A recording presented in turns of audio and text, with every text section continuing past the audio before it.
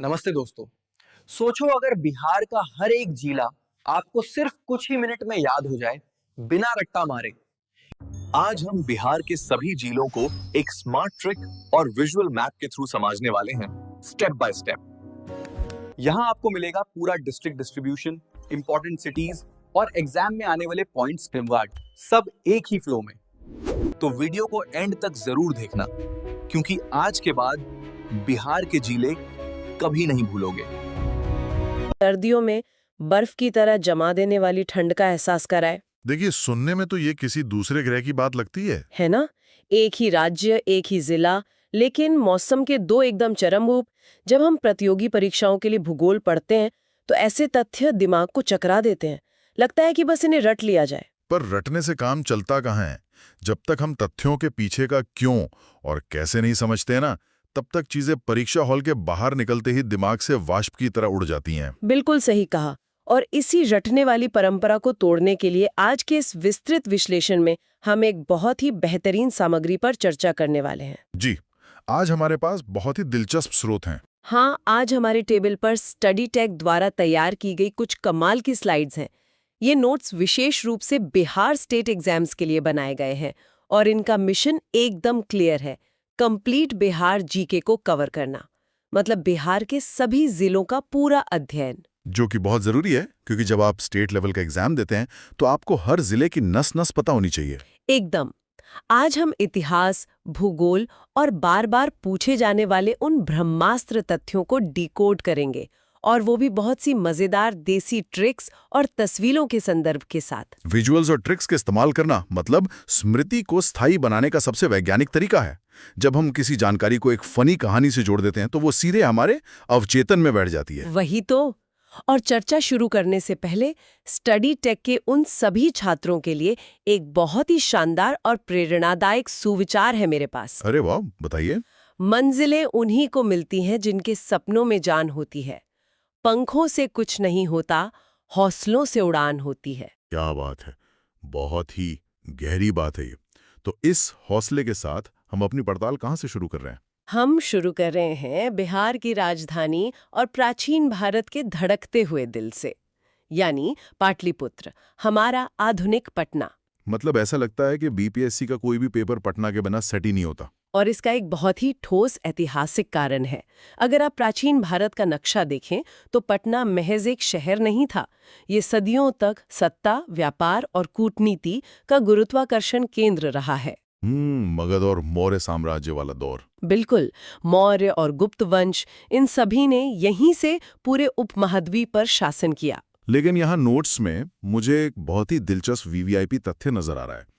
पटना शहर मुख्य रूप से 3 नदियों से घिरा हुआ है, गंगा, सोन और पुनपुन। जी।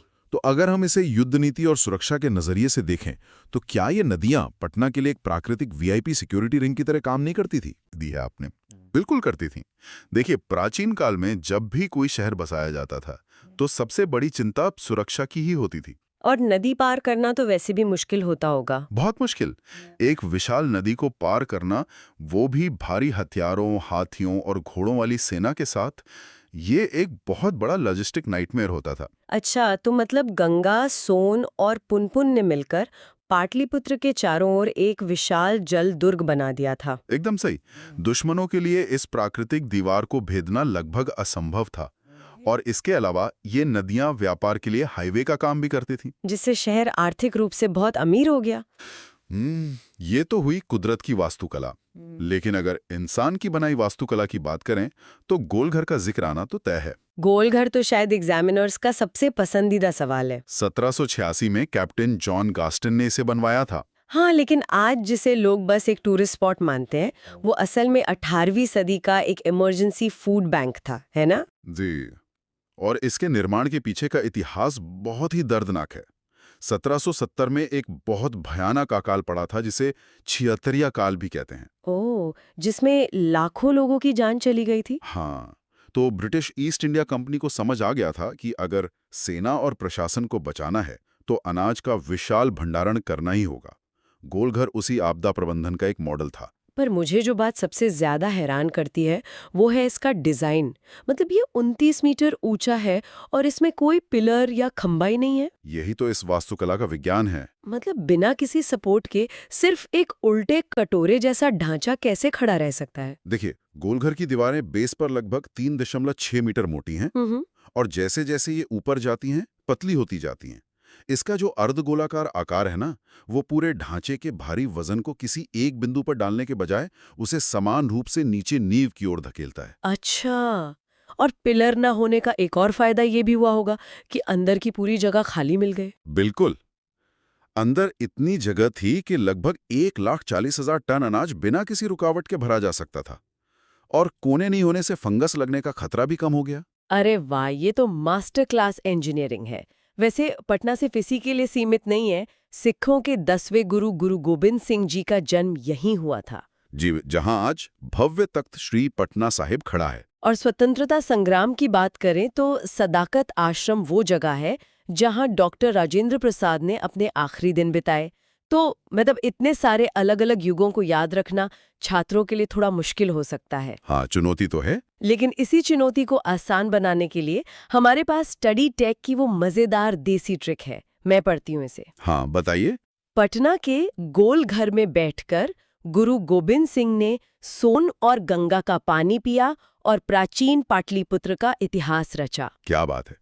इस एक वाक्य में वास्तुकला, धर्म, नदियां और प्राचीन इतिहास सब कुछ बहुत ही सहजता से आ गया, है ना? जब दिमाग में ये फनी विजुअल बनता है तो अलग अलग रटने का झंझट ही खत्म। तो चलिए अब अपनी चर्चा को आगे बढ़ाते हैं। बिल्कुल। पटना से निकलकर अब हम चलेंगे उस जगह जो आध्यात्मिक ज्ञान का महासागर है और जहां मौसम का मिजाज सबसे ज्यादा हैरान करने वाला है। मैं उसी जिले की बात कर रही हूँ जिसका जिक्र हमने शुरुआत में किया था, गया। गया सच में भूगोल और इतिहास दोनों के लिहाज से बहुत ही अनोखा क्षेत्र है। यहाँ मेरा एक बहुत ही बुनियादी सवाल है आपसे। नोट्स बताते हैं कि गया बिहार का सबसे गर्म और सबसे ठंडा जिला है, पर वैज्ञानिक रूप से ये कैसे पॉसिबल है? इसका जवाब वहां की भूवैज्ञानिक संरचना में छिपा है। गया छोटा नागपुर पठार का हिस्सा है और वहां भारी मात्रा में आग्नेय और कायांतरित चट्टानें पाई जाती हैं। इग्नियस और मेटामॉर्फिक रॉक्स। तो इन चट्टानों का मौसम से क्या सीधा कनेक्शन है? सीधा कनेक्शन है।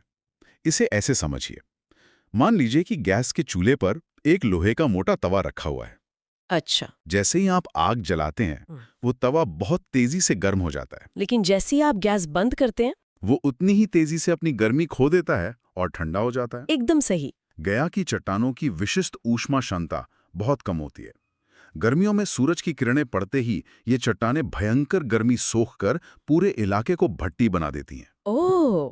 और सर्दियों में यही चट्टानें अपनी सारी गर्मी बहुत तेजी से वायुमंडल में छोड़ देती हैं। बिल्कुल, जिससे वहां हड्डियां जमा देने वाली ठंड पड़ती है। ये लोहे के तवे वाला उदाहरण एकदम दिमाग में बैठ गया। मतलब ये सिर्फ हवा का खेल नहीं है, बल्कि जमीन के नीचे छिपे पत्थरों का विज्ञान है। जी। और इन्हीं गर्म और ठंडे पत्थरों के बीच से होकर गुजरती है फल्गु नदी, जिसे प्राचीन काल में निरंजना कहा जाता था। हाँ, इसी नदी के तट पर महाबोधि मंदिर है ना, जहाँ भगवान बुद्ध को ज्ञान प्राप्त हुआ था। सही कहा। महाबोधि मंदिर एक यूनेस्को विश्व धरोहर है। पर फल्गु नदी की एक बहुत ही अनोखी विशेषता है। क्या? ये अक्सर सतह के ऊपर नहीं, बल्कि रेत के नीचे बहती है। अच्छा, और शायद इसीलिए नोट्स में एक बहुत ही वीवीआईपी करंट अफेयर का जिक्र है। फल्गु नदी पर भारत का सबसे लंबा रबर डैम बनाया गया है, जिसे गयाजी डैम नाम दिया गया है। जी हाँ, रबर डैम। पर एक सेकंड, जब हम डैम या बांध के बारे में सोचते हैं तो कंक्रीट की विशाल दीवारें दिमाग में आती हैं। ये रबर डैम क्या चीज़ है? क्या ये किसी बड़े से बाउंसिंग कैसल जैसा है? थोड़ा बहुत कह सकती हैं, लेकिन इसकी इंजीनियरिंग बहुत जटिल है। देखिए, कंक्रीट का बांध हमेशा के लिए पानी का रास्ता रोक देता है, जिससे पर्यावरण को नुकसान हो सकता है, राइट? बिल्कुल। रबर डैम असल में सिंथेटिक रबर और स्टील से बना एक विशाल गुब्बारा या ब्लैडर होता है, जो नदी के तल पर बिछा दिया जाता है। तो ये काम कैसे करता है? जब बाढ़ का खतरा रहता है तो इस रबर डैम की हवा और पानी निकाल दिया जाता है, तो ये एकदम पिचक कर नीचे बैठ जाता है और पानी ऊपर से बह जाता है। अरे वाह! और सूखे के मौसम में? तब इसमें भारी मात्रा में पानी और हवा भर दी जाती है, तो ये फूल कर एक दीवार बन जाता है। गया में पिंडान के लिए पूरे साल पानी चाहिए होता है, तो ये डैम वो सुनिश्चित करता है। ये तो कमाल का इनोवेशन है। प्राचीन मोक्ष की धरती पर आधुनिक विज्ञान का ऐसा प्रयोग। और इसे याद रखने के लिए देसी ट्रिक भी हाजिर है। हाँ, वो भी सुना दीजिए। गया में इतनी गर्मी और सर्दी पड़ती है कि फल्गु नदी पर रबर का डैम बनाना पड़ा ताकि बुद्ध भगवान आराम से ध्यान लगा सकें। इस तरह के विजुअल से मौसम, नदी और डैम तीनों एक ही जगह लॉक हो जाते हैं। एकदम। अब गया के इस आधुनिक निर्माण के बाद चलिए एक ऐसे जिले की ओर बढ़ते हैं जिसने आधुनिक साक्षरता दर और प्राचीन वास्तुकला दोनों में सबको पीछे छोड़ दिया है। हम बात कर रहे हैं रोहतास की। रोहतास सोन नदी के उपजाऊ बेसिन और कैमूर की पहाड़ियों के बीच बसा ये जिला ऐतिहासिक रूप से बहुत महत्वपूर्ण रहा है। और 2011 की जनगणना के हिसाब से रोहतास पूरे बिहार में साक्षरता दर में नंबर 1 है। जी, इसकी कुल साक्षरता दर 73.37% है। और सिर्फ ओवरऑल नहीं, पुरुष और महिला साक्षरता दोनों में रोहतास टॉप पर है। पर सवाल ये है कि राजधानी से दूर होकर ये जिला शिक्षा में इतना आगे कैसे निकल गया? ये कोई रातों रात हुआ चमत्कार नहीं है। इसके पीछे गहरा आर्थिक इतिहास है। सोन नदी की सिंचाई के कारण रोहतास कृषि में बहुत समृद्ध रहा है। इसे बिहार का धान का कटोरा भी कहा जाता है। तो मतलब जब कृषि से सरप्लस या आर्थिक स्थिरता आती है तो समाज शिक्षा में निवेश कर पाता है। एकदम सही पकड़ा आपने। जब पेट भरा हो और आर्थिक सुरक्षा हो तभी बुनियादी ढांचे और शिक्षा पर ध्यान जाता है। बहुत ही तार्किक बात है। और अगर हम ढांचे की बात करें तो रोहतास के सासाराम में शेरशाह सूरी का मकबरा भी तो है, जो इंजीनियरों को आज भी हैरान करता है। शेरशाह सूरी का मकबरा इंडो इस्लामिक वास्तुकला का चरम बिंदु माना जाता है। इसकी सबसे बड़ी खासियत है इसका अष्टकोणीय यानी 8 कोनों वाला डिजाइन। मैं आपको यहाँ रोकना चाहूंगी। एक चौकोर इमारत बनाना तो आसान है ना, तो ये 8 कोनों वाला डिजाइन क्यों? क्या सिर्फ दिखने में अच्छा लगने के लिए? नहीं, इसके पीछे पूरी इंजीनियरिंग है। जब आप एक चौकोर इमारत पर विशाल गोल गुंबद रखते हैं तो कोनों पर बहुत ज्यादा प्रेशर पड़ता है। अच्छा। लेकिन 8 कोन वाली इमारत एक गोले के ज्यादा करीब होती है। ये डिजाइन गुंबद के भारी वजन को सभी 8 दीवारों पर बराबर बांट देता है। ओह, तो वजन डिस्ट्रीब्यूट हो जाता है। जी, और जो चीज इसे सबसे महान बनाती है वो ये है कि इस पूरी भारी भरकम इमारत को एक कृत्रिम झील के बीचों बीच खड़ा किया गया है। एक सेकंड, झील के बीच में पानी के अंदर इतने भारी पत्थरों की नींव कैसे टिकी हुई है? यही तो 16वीं सदी का चमत्कार है। पानी के बीच निर्माण करने के लिए दलदल में बेहद गहराई तक पत्थरों और चूने की एक ठोस नींव तैयार की गई थी। ये तो गजब है। लेकिन झील के बीच में ही क्यों बनवाया? यह सत्ता का एक उद्घोष था। शासक ये दिखाना चाहता था कि उसका नियंत्रण सिर्फ जमीन पर ही नहीं बल्कि जल पर भी है।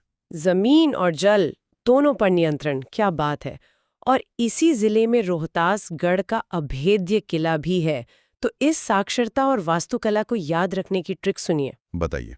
रोहतास के लोग इतने पढ़े लिखे हैं कि उन्होंने सोन नदी के पास शेरशाह सूरी का डिजाइनर मकबरा बना दिया। डिजाइनर मकबरा, ये शब्द उस अष्टकोणीय डिजाइन को बहुत अच्छे से बयान करता है ना? अब देखिए, शिक्षा और साक्षरता की बात हो रही है तो उस जिले का जिक्र करना तो बनता है जिसने पूरी दुनिया को ज्ञान का पाठ पढ़ाया था, नालंदा। नालंदा प्राचीन दुनिया की पहली ग्लोबल यूनिवर्सिटी थी। राइट। 5वीं सदी में गुप्त वंश के कुमार गुप्त प्रथम ने इसे बनवाया था। कोरिया, जापान, चीन, हर जगह से विद्वान यहाँ पढ़ने आते थे। यहाँ की प्रवेश नियम इतने कड़े थे कि कहते हैं द्वारपाल भी प्रवेश परीक्षा लेते थे। लेकिन फिर इतिहास का वो कड़वा अध्याय आता है। 12वीं सदी में बख्तियार खिलजी ने इसे जलाकर राख कर दिया। जी, यहाँ की जो लाइब्रेरी थी धर्मगंज, उसमें इतनी किताबें थी कि वो महीनों तक जलती रहीं। पर मेरा सवाल ये है कि कोई सैन्य कमांडर एक लाइब्रेरी को क्यों जलाएगा? हथियारों को नष्ट करना समझ आता है, पर किताबों से क्या खतरा? खतरा बौद्धिक होता है। जब कोई हमलावर किसी सभ्यता पर पूरी तरह कब्जा करना चाहता है ना, तो वो सबसे पहले उनकी सांस्कृतिक जड़ों पर प्रहार करता है। मतलब उनके ज्ञान के स्रोतों को खत्म करके। बिल्कुल। किताबें सिर्फ कागज नहीं होती, वो एक समाज की सोचने की क्षमता का दस्तावेज होती हैं।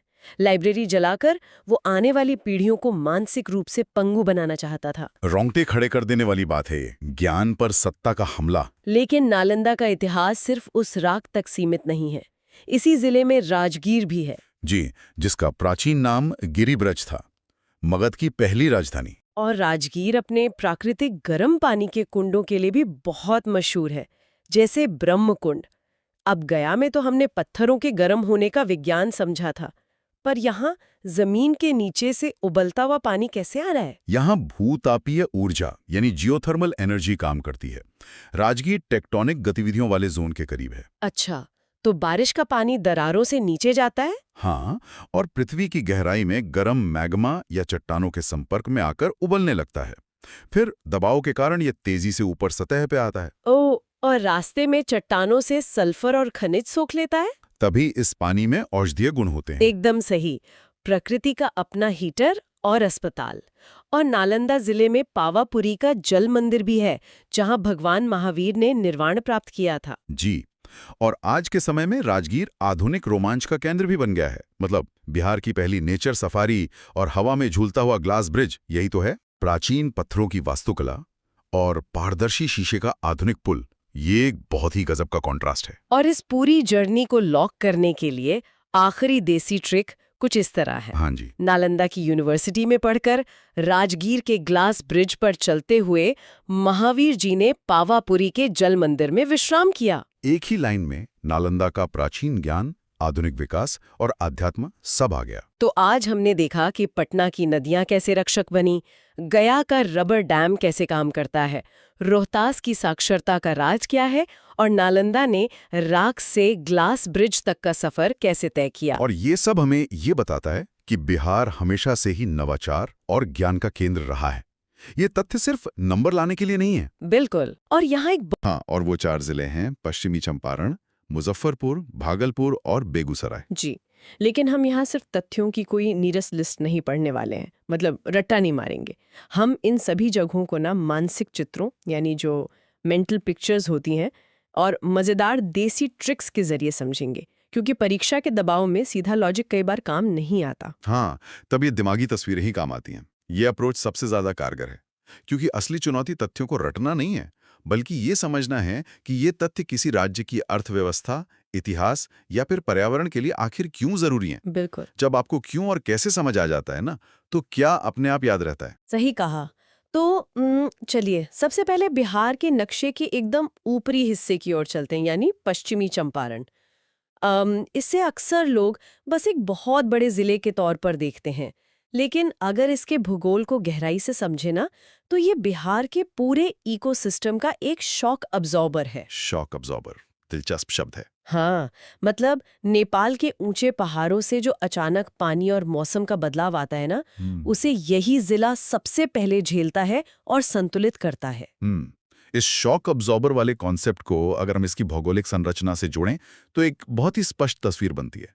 मतलब क्षेत्रफल के हिसाब से ये राज्य का सबसे बड़ा जिला है। हाँ, सबसे बड़ा। अब आप एक ऐसे विशाल घने जंगल की कल्पना कीजिए जहां ऊंचे पहाड़ भी हैं और कल-कल बहती नदियां भी। इसी जिले में सोमेश्वर फोर्ट की पहाड़ी मौजूद है। अच्छा, जो सबसे ऊंची चोटी है। बिल्कुल, राज्य की सबसे ऊंची चोटी। और इसी पहाड़ी और तराई क्षेत्र के बीच से ना गंडक नदी गुजरती है। और यहीं पर ना एक बहुत ही महत्वपूर्ण एग्रीकल्चर का फैक्ट जुड़ जाता है। इसी गंडक नदी के पानी को मोड़कर मशहूर त्रिवेणी नहर निकाली गई है। और ये नहर कोई आज का आधुनिक चमत्कार नहीं है, बल्कि इस पूरे इलाके की जीवन रेखा है।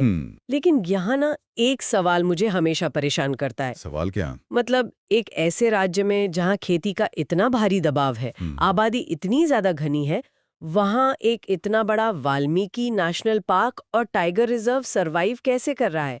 इंसानों और जानवरों के बीच भयानक टकराव क्यों नहीं हो रहा है? ये एक बहुत ही शानदार सवाल है। इसका जवाब पश्चिमी चंपारण की उसी तराई वाली भौगोलिक स्थिति में ही छिपा हुआ है। दरअसल ये रिजर्व नेपाल के चितवन नेशनल पार्क के साथ ना एक प्राकृतिक कॉरिडोर बनाता है। ओहो, मतलब एक नेचुरल बॉर्डर? हाँ, गंडक नदी का बहाव और वहाँ की जो दलदली जमीन है ना, वो इंसानी बसावट के लिए उतनी आसान नहीं है, जिसने प्राकृतिक रूप से एक बफर जोन बना दिया है। और परीक्षा के नजरिए से जो 100% छपने वाला वीवीआईपी फैक्ट है, वो यही है कि ये वाल्मीकि टाइगर रिजर्व पूरे बिहार का एकमात्र राष्ट्रीय उद्यान और टाइगर रिजर्व है। मतलब ये तो एक ऐसा विशाल कैनवस है जहाँ प्रकृति ने जो भी बनाया सबसे बड़ा या इकलौता ही बनाया है। सबसे बड़ा क्षेत्रफल, सबसे ऊंची चोटी और इकलौता टाइगर रिजर्व। बिल्कुल। अब परीक्षा हॉल के तनाव में इन सारे भारी भरकम फैक्ट्स को याद कैसे रखा जाए, इसके लिए ना हमारे पास एक बहुत ही मजेदार और अजीबोगरीब देसी ट्रिक है। अच्छा, क्या ट्रिक है? जरा इस लाइन की कल्पना कीजिए। चंपारण के सबसे बड़े जंगल में वाल्मीकि जी ने त्रिवेणी नहर का पानी पीकर टाइगर को भगा दिया। अरे वाह, ये ट्रिक जितनी अजीब है ना, विज्ञान के हिसाब से उतनी ही आसानी से याद रहने वाली भी है, क्योंकि हमारा दिमाग ऐसी बेतुकी कहानियों को बहुत जल्दी पकड़ता है। हाँ, है ना? बड़े से सबसे बड़ा जिला याद हो जाएगा, वाल्मीकि, और टाइगर से इकलौता टाइगर रिजर्व, और त्रिवेणी से वो मशहूर नहर। मतलब एक झटके में पूरा पश्चिमी चंपारण कवर हो गया। एकदम सही। तो चलिए पश्चिमी चंपारण के इन शांत जंगलों से निकलकर अब हम तिरहुत प्रमंडल के एक ऐसे जिले की तरफ बढ़ते हैं जहां फलों की मिठास और इंसान के विद्रोही स्वभाव दोनों का एक बहुत ही अनोखा संगम देखने को मिलता है। आप मुजफ्फरपुर की बात कर रही हैं? जी हाँ, मुजफ्फरपुर। मुजफ्फरपुर का जिक्र आते ही कृषि और ग्लोबल इकोनॉमी का एक बहुत ही दिलचस्प कनेक्शन सामने आता है। ये जिला अपनी लाल और रसीली शाही लीची के लिए पूरे देश में जाना जाता है। और सिर्फ देश में ही नहीं, इसे जीआई टैग भी मिला हुआ है, मतलब ज्योग्राफिकल इंडिकेशन टैग। लेकिन ये जीआई टैग आखिर इतना बड़ा मुद्दा क्यों है? एक आम विद्यार्थी ये सोच सकता है कि लीची तो लीची है, टैग मिलने से क्या ही बदल जाएगा। यहीं पर ना अर्थशास्त्र का असली खेल शुरू होता है। जीआई टैग महज कोई सर्टिफिकेट नहीं है, बल्कि यह ग्लोबल ट्रेड में यानी अंतर्राष्ट्रीय व्यापार में एक मोनोपोली या एकाधिकार देता है। अच्छा। हाँ, यह टैग दुनिया को बताता है कि मुजफ्फरपुर की मिट्टी और आबोहवा में जो खास बात है ना, उसके कारण यहाँ की लीची का स्वाद दुनिया में कहीं और विकसित किया ही नहीं जा सकता। और इसी चीज को भुनाने के लिए यहाँ राष्ट्रीय लीची अनुसंधान केंद्र स्थापित किया गया है, ताकि इसकी नस्ल को और बेहतर बनाकर एक्सपोर्ट बढ़ाया जा सके। बिल्कुल। ये तो हुई कृषि की बात, लेकिन मुजफ्फरपुर के साथ ना एक बहुत बड़ा विरोधाभास या कहें एक आयरनी जुड़ी हुई है। जो शहर कृषि और मिठास का इतना बड़ा हब है, वही शहर साल 1908 में ब्रिटिश हुकूमत के खिलाफ सबसे कड़वे और विस्फोटक विद्रोह का गवाह बना। मुजफ्फरपुर बम कांड। जी, तो हम बात कर रहे हैं उसी मशहूर मुजफ्फरपुर बम कांड की, जहां युवा क्रांतिकारी खुदीराम बोस और प्रफुल्ल चाकी ने क्रूर जज किंग्सफोर्ड की बग्घी पर बम फेंका था। और आपको पता ही है, मात्र 18 वर्ष की आयु में खुदीराम बोस को फांसी दे दी गई थी। लेकिन एक बड़ा सवाल ये उठता है कि आजादी की ये हिंसक आग इसी कृषि प्रधान क्षेत्र में क्यों भड़की? इसका सीधा संबंध भी ना कृषि और अर्थशास्त्र ही जुड़ा है। ब्रिटिश काल में तिरहुत का ये पूरा इलाका नील की खेती यानी इंडिगो फार्मिंग और आर्थिक शोषण का एक बहुत बड़ा केंद्र था। ओहो, नील की खेती? हाँ, जहाँ कृषि से इतनी दौलत पैदा हो रही हो और किसानों का उतना ही भीषण दमन हो रहा हो, वह विद्रोह की आग भड़कना तो स्वाभाविक है। किंग्सफोर्ड को मुजफ्फरपुर भेजा ही इसलिए गया था ताकि वो इस दमन को और कठोरता से लागू कर सके। अच्छा, तो ये शहर महज एक घटना की जगह नहीं था? नहीं, बिल्कुल नहीं। ये ब्रिटिश आर्थिक शोषण के खिलाफ उबलते हुए गुस्से का एपिसेंटर था। मिठास और विस्फोट का ये संगम ना वाकई चौंकाने वाला है। तो इस विरोधाभास को हमेशा के लिए दिमाग में लॉक करने के लिए हमारी आज की दूसरी देसी ट्रिक हाजिर है। मुजफ्फरपुर में मीठी शाही लीची खाते हुए खुदीराम बोस ने अंग्रेजों पर बम फेंक दिया। शानदार। इस एक लाइन से शाही लीची का जीआई टैग, राष्ट्रीय अनुसंधान केंद्र और 1908 का मुजफ्फरपुर बम कांड, मतलब आधुनिक इतिहास और भूगोल दोनों एक साथ पिरो दिए गए हैं। है ना कमाल की ट्रिक? तो अगर मुजफ्फरपुर हमें मिठास और आज़ादी की आग का विरोधाभास दिखाता है, तो चलिए अब समय के पहिए और थोड़ा पीछे घुमाते हैं। 1908 के आधुनिक इतिहास से निकलकर प्राचीन काल की एक ऐसी जगह चलते हैं जो एक समय पर ग्लोबल मेट्रोपॉलिटन हब हुआ करती थी। आप भागलपुर की ओर इशारा कर रहे हैं? बिल्कुल, हम पहुंच गए हैं गंगा नदी के किनारे बसे भागलपुर में। भागलपुर को समझना हो ना, तो आज के किसी भी मॉडर्न अंतर्राष्ट्रीय शहर या मेट्रोपोलिस का खाका अपने दिमाग में रख लेना चाहिए। ये जिला इतिहास, उद्योग और एक बेहद दुर्लभ नदी पारिस्थितिकी का एक बहुत ही अनोखा जंक्शन है। तो चलिए एक तस्वीर बनाते हैं। सोचिए, एक विशाल गंगा नदी बह रही है जहां डॉल्फिन छलांग लगा रही हैं और किनारे पर घाट हैं जहां से रेशम यानी सिल्क के भारी भरकम जहाज दूसरे देशों की ओर रवाना हो रहे हैं। और वहीं पास में दुनिया भर से आए प्राचीन विद्वान एक विशाल विश्वविद्यालय में सिल्क के कपड़े पहने शिक्षा ग्रहण कर रहे हैं। भागलपुर की ये मेंटल पिक्चर एक ही साथ सिल्क सिटी, विक्रमशिला विश्वविद्यालय और डॉल्फिन अभयारण्य तीनों को समेट लेती है। एकदम सटीक चित्रण किया आपने। सबसे पहले अगर हम इसके उद्योग को डिकोड करें ना, तो भागलपुर को सिल्क सिटी कहा जाता है। यहाँ का तसर सिल्क प्राचीन काल से लेकर आज तक अंतर्राष्ट्रीय स्तर पर दुनिया भर में एक्सपोर्ट होता रहा है। हाँ, तसर सिल्क की तो बात ही अलग है। और अगर हम विक्रमशिला विश्वविद्यालय की बात करें, जिसे पाल वंश के महान राजा धर्मपाल ने बनवाया था, तो एक सवाल ये उठता है कि नालंदा के मौजूद रहते हुए एक और इतने बड़े विश्वविद्यालय की भागलपुर में क्या जरूरत थी? ये सवाल बहुत दिलचस्प है। क्या इसका कारण ये था कि भागलपुर गंगा नदी के एक बहुत बड़े व्यापारिक मार्ग पर स्थित था, जिससे अंतर्राष्ट्रीय छात्रों का यहाँ पहुँचना और यहाँ से विचारों का पूरी दुनिया में फैलना बहुत आसान हो जाता था? यही इसका मुख्य कारण था। विक्रमशिला सिर्फ एक यूनिवर्सिटी नहीं थी, वो अपने समय का एक ग्लोबल थिंक टैंक था। तिब्बत से लेकर दक्षिण पूर्व एशिया तक के टॉप विद्वान यहाँ आते थे। मतलब आज के किसी आईवी लीग यूनिवर्सिटी की तरह? बिल्कुल। नदी के किनारे होने से व्यापार और ज्ञान का आदान प्रदान एक ही जगह से होता था। और इसी गंगा नदी के हिस्से में एक और वाइल्ड लाइफ का ब्रह्मास्त्र छिपा है, जो परीक्षाओं में बार बार पूछा जाता है। विक्रमशिला गांगेय डॉल्फिन अभयारण्य। ये पूरे भारत का एकमात्र डॉल्फिन अभयारण्य है। अब यहाँ दिमाग में ये बात आती है कि गंगा नदी तो कई सारे राज्यों से होकर गुजरती है, तो फिर डॉल्फिन के लिए इकलौता रिजर्व भागलपुर में ही क्यों बनाया गया? इसका कारण है गंगा नदी का वो खास बहाव और वहाँ की गहराई। भागलपुर के पास नदी का पानी और उसमें पाई जाने वाली मछलियों की विविधता गांगेय डॉल्फिन के प्राकृतिक आवास के लिए सबसे मुफीद है। अच्छा। ये जो डॉल्फिन होती है ना, ये मीठे पानी में रहती हैं और असल में अंधी होती हैं। अंधी होती हैं? हाँ, ये ध्वनि तरंगों यानी इकोलोकेशन के सहारे अपना शिकार करती हैं। भागलपुर का इकोसिस्टम उन्हें वो सुरक्षित और शांत माहौल देता है। अरे वाह! तो प्राचीन शिक्षा का केंद्र, ग्लोबल सिल्क व्यापार और एक दुर्लभ जलीय जीव का एकमात्र घर, भागलपुर वाकई प्राचीन काल का एक बहुत ही एडवांस्ड शहर था। इस पूरे कॉन्सेप्ट को याद रखने के लिए हमारी तीसरी देसी ट्रिक सुनिए। भागलपुर की डॉल्फिन ने विक्रमशिला यूनिवर्सिटी में पढ़ाई की और शानदार सिल्क की साड़ी पहनकर जश्न मनाया। ये सुनकर तो परीक्षा हॉल में भी कोई अपनी हंसी नहीं रोक पाएगा।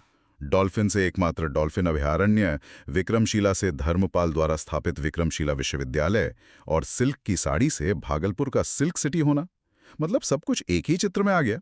बिल्कुल। तो अब इन गंगा की लहरों से आगे बढ़ते हुए ना, हम एक आखिरी लेकिन सबसे ज्यादा विचार करने वाले जिले पर आते हैं। एपिसोड की शुरुआत में हमने जो एक तस्वीर बनाई थी, एक तरफ शांत झील और दूसरी तरफ तेल रिफाइनरी का धुआं, वो तस्वीर बेगूसराय की है। बेगूसराय किसी भी राज्य के लिए केस स्टडी की तरह है, जहां अर्थव्यवस्था की भारी भरकम मशीनरी और पर्यावरण का सबसे नाजुक संतुलन आमने सामने खड़े हैं। तो शुरुआत करते हैं पर्यावरण वाले हिस्से से। बेगूसराय में स्थित है कांवड़ झील, जो पूरे एशिया की सबसे बड़ी गोखुर झील यानी ऑक्सबो लेक है। अब कई बार विद्यार्थी गोखुर झील शब्द बस रट लेते हैं, लेकिन इसका अर्थ नहीं समझते। आखिर ये झील बनती कैसे है? क्या किसी ने जमीन खोदकर इसे बनाया है? बिल्कुल नहीं। गोखुर झील का विज्ञान नदी के स्वभाव में छिपा है। मैं समझाता हूं। जब कोई नदी मैदानी इलाके में बहती है ना, तो सीधे नहीं बल्कि सांप की तरह बल खाते हुए बहती है। हाँ, एकदम घुमावदार। समय के साथ जब नदी का घुमाव बहुत ज्यादा बढ़ जाता है, तो बाढ़ के समय नदी एक सीधा रास्ता पकड़ लेती है और अपने उस पुराने घुमावदार रास्ते को पीछे छोड़ देती है। वो छूटा हुआ जो यू आकार का पानी का हिस्सा होता है ना, जो किसी गाय के खुर जैसा दिखता है, उसे गोखुर झील कहते हैं।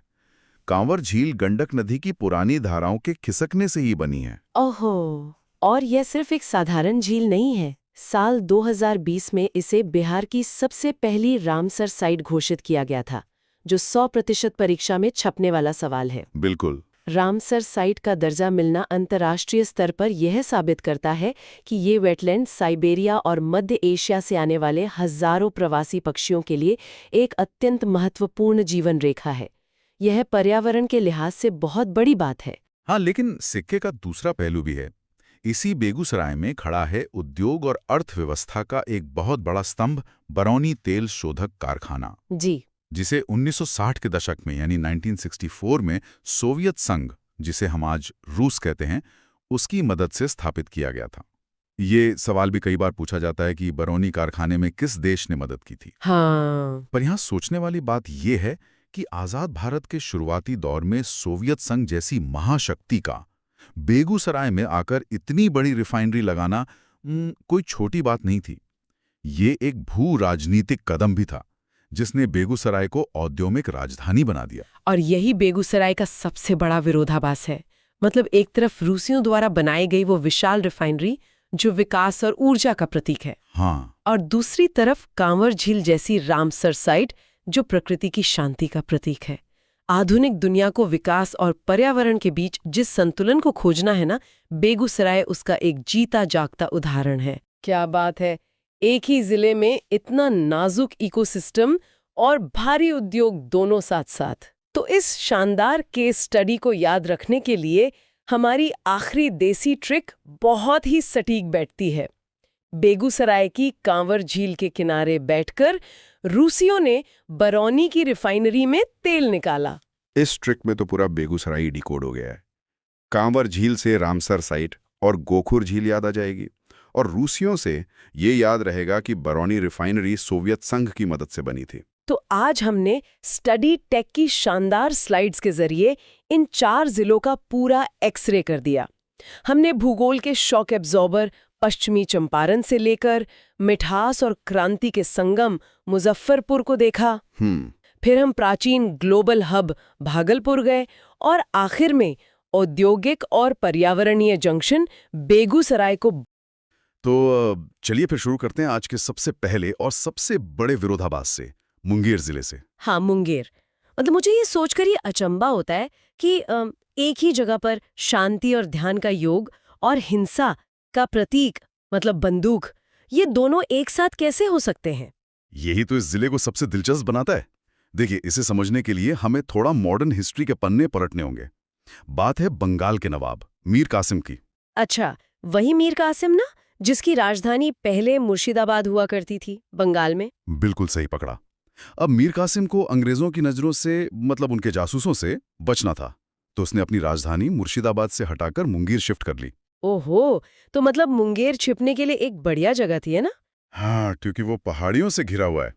और मीर कासिम ने वहां सिर्फ राजधानी नहीं बनाई, बल्कि उसने मुंगेर के किले में तोप और बंदूक बनाने का एक पूरा कारखाना ही लगा दिया। अच्छा, तो मुंगेर की वो मशहूर गन फैक्ट्री ऐसे शुरू हुई थी? जी, वहां भारतीय कारीगरों ने अंग्रेजों की बंदूकों की रिवर्स इंजीनियरिंग की थी, जो आज भी मुंगेर की एक बड़ी पहचान है। लेकिन फिर ये योग वाला हिस्सा कहाँ से आया? मतलब बंदूकें तो समझ आ गई। हाँ, तो ये कहानी का दूसरा सिरा है। साल 1964 में स्वामी सत्यानंद सरस्वती जी ने मुंगेर में ही बिहार योग विद्यालय की स्थापना की। अरे वाह, बिहार स्कूल ऑफ योगा। बिल्कुल, और ये दुनिया के सबसे पहले और मशहूर योग आश्रमों में से एक है। मतलब एक तरफ हथियारों का इतिहास और दूसरी तरफ ध्यान का केंद्र। अगर इसकी कोई मेंटल पिक्चर बनानी हो तो सोचिए, मुंगेर में एक तरफ हथियारों की खटखट हो रही है और ठीक उसके बगल में लोग गहरी सांस लेकर ओम का उच्चारण कर रहे हैं। कितना फनी विजुअल है ये। एकदम सही विजुअल है, और इसे याद रखने की देसी ट्रिक भी बहुत मजेदार है। ध्यान से सुनिए। मुंगेर में मीर कासिम ने अपनी बंदूक रखकर शांति के लिए योग करना शुरू कर दिया। मीर कासिम ने अपनी बंदूक रखकर योग करना शुरू कर दिया। बहुत बढ़िया ट्रिक है, ये तो एकदम याद हो गया, है ना? तो अब मुंगेर के इस योगिक और ऐतिहासिक माहौल से निकलकर थोड़ा आगे बढ़ते हैं। अब चलते हैं एक ऐसी जगह जहां का मौसम बहुत सुहाना है, किशनगंज। किशनगंज, जिसे बिहार का चेरापूंजी भी कहते हैं। पर एक बात बताइए, यहाँ की एक स्लाइड में चाय के बागानों का जिक्र है। हाँ, बिल्कुल है। मतलब बिहार में चाय की खेती, ये कैसे मुमकिन है? आमतौर पर तो लोग असम या दार्जिलिंग के बारे में ही सोचते हैं ना जब चाय की बात होती है। ये हैरानी बिल्कुल लाजमी है, लेकिन ये भूगोल का एक ब्रह्मास्त्र तथ्य है। दरअसल किशनगंज बिहार के सबसे पूर्वी छोर पर है, पश्चिम बंगाल बॉर्डर के एकदम पास। अच्छा, तो क्या उसकी लोकेशन से मौसम पर इतना फर्क पड़ता है? बहुत बड़ा फर्क पड़ता है। हिमालय और बंगाल की खाड़ी के सबसे करीब होने की वजह से यहाँ पूरे बिहार में सबसे ज्यादा बारिश होती है, हाईएस्ट रेनफॉल। ओहो, तो मतलब वो हिमालय एक दीवार का काम करता है जिससे सारे बादल वहीं बरस जाते हैं। बिल्कुल। और इसी अत्यधिक बारिश और इस खास जलवायु के कारण किशनगंज बिहार का एकमात्र ऐसा जिला है जहां चाय के बागान पाए जाते हैं। एकमात्र जिला, मतलब ये तो परीक्षा के लिए बहुत इंपॉर्टेंट पॉइंट हो गया। जी, जहां भी एकमात्र लग जाए वो सवाल वीआईपी बन जाता है। तो अगर इसकी फनी पिक्चर बनाई जाए तो ऐसा दिखेगा कि किशनगंज में लोग लगातार हो रही मूसलाधार बारिश में छतरी लगाकर अपनी ही उगाई हुई गर्मा गर्म चाय की चुस्कियां ले रहे हैं। क्या बात है, बहुत ही शानदार विजुअल। और इसके लिए हमारी देसी ट्रिक है, किशन जी ने सबसे ज्यादा बारिश में भीगते हुए गर्मा गर्म चाय पी। किशन जी ने सबसे ज्यादा बारिश में भीगते हुए गर्मा गर्म चाय पी। वाह, बहुत तगड़ा ही है। अब किशनगंज की इस भारी बारिश से निकलकर ना मुझे लगता है हमें उस जिले की तरफ चलना चाहिए जो इसका एकदम उल्टा है। हाँ, एकदम विपरीत। बात हो रही है औरंगाबाद की। मतलब मुझे ये सोचकर हैरानी होती है कि एक ही राज्य में मौसम का इतना भयानक अंतर कैसे हो सकता है। एक तरफ तो बाढ़ जैसी बारिश और दूसरी तरफ सूखा। ये भूगोल का ही तो खेल है। औरंगाबाद मगध प्रमंडल का हिस्सा है और ये जिला न्यूनतम वर्षा मतलब लोएस्ट रेनफॉल के लिए जाना जाता है। अच्छा, लेकिन औरंगाबाद के एक और स्लाइड यहाँ दिख रही है, देवसूर्य मंदिर की। जी, ये भारत के सबसे प्राचीन और प्रसिद्ध सूर्य मंदिरों में से एक है। यहाँ छठ पूजा में लाखों की भीड़ उमड़ती है। हाँ, पर इस मंदिर के बारे में एक बहुत ही रेयर फैक्ट मुझे याद आ रहा है। आमतौर पर दुनिया भर में सूर्य मंदिरों के दरवाजे उगते सूरज की तरफ होते हैं ना, मतलब पूरब की तरफ। बिल्कुल, कोणार्क हो या मोढेरा सब पूरब की तरफ हैं। लेकिन औरंगाबाद के इस देव सूर्य मंदिर का दरवाजा पश्चिम दिशा की ओर है। मतलब ये तो बहुत ही दुर्लभ तथ्य है। ऐसा क्यों है?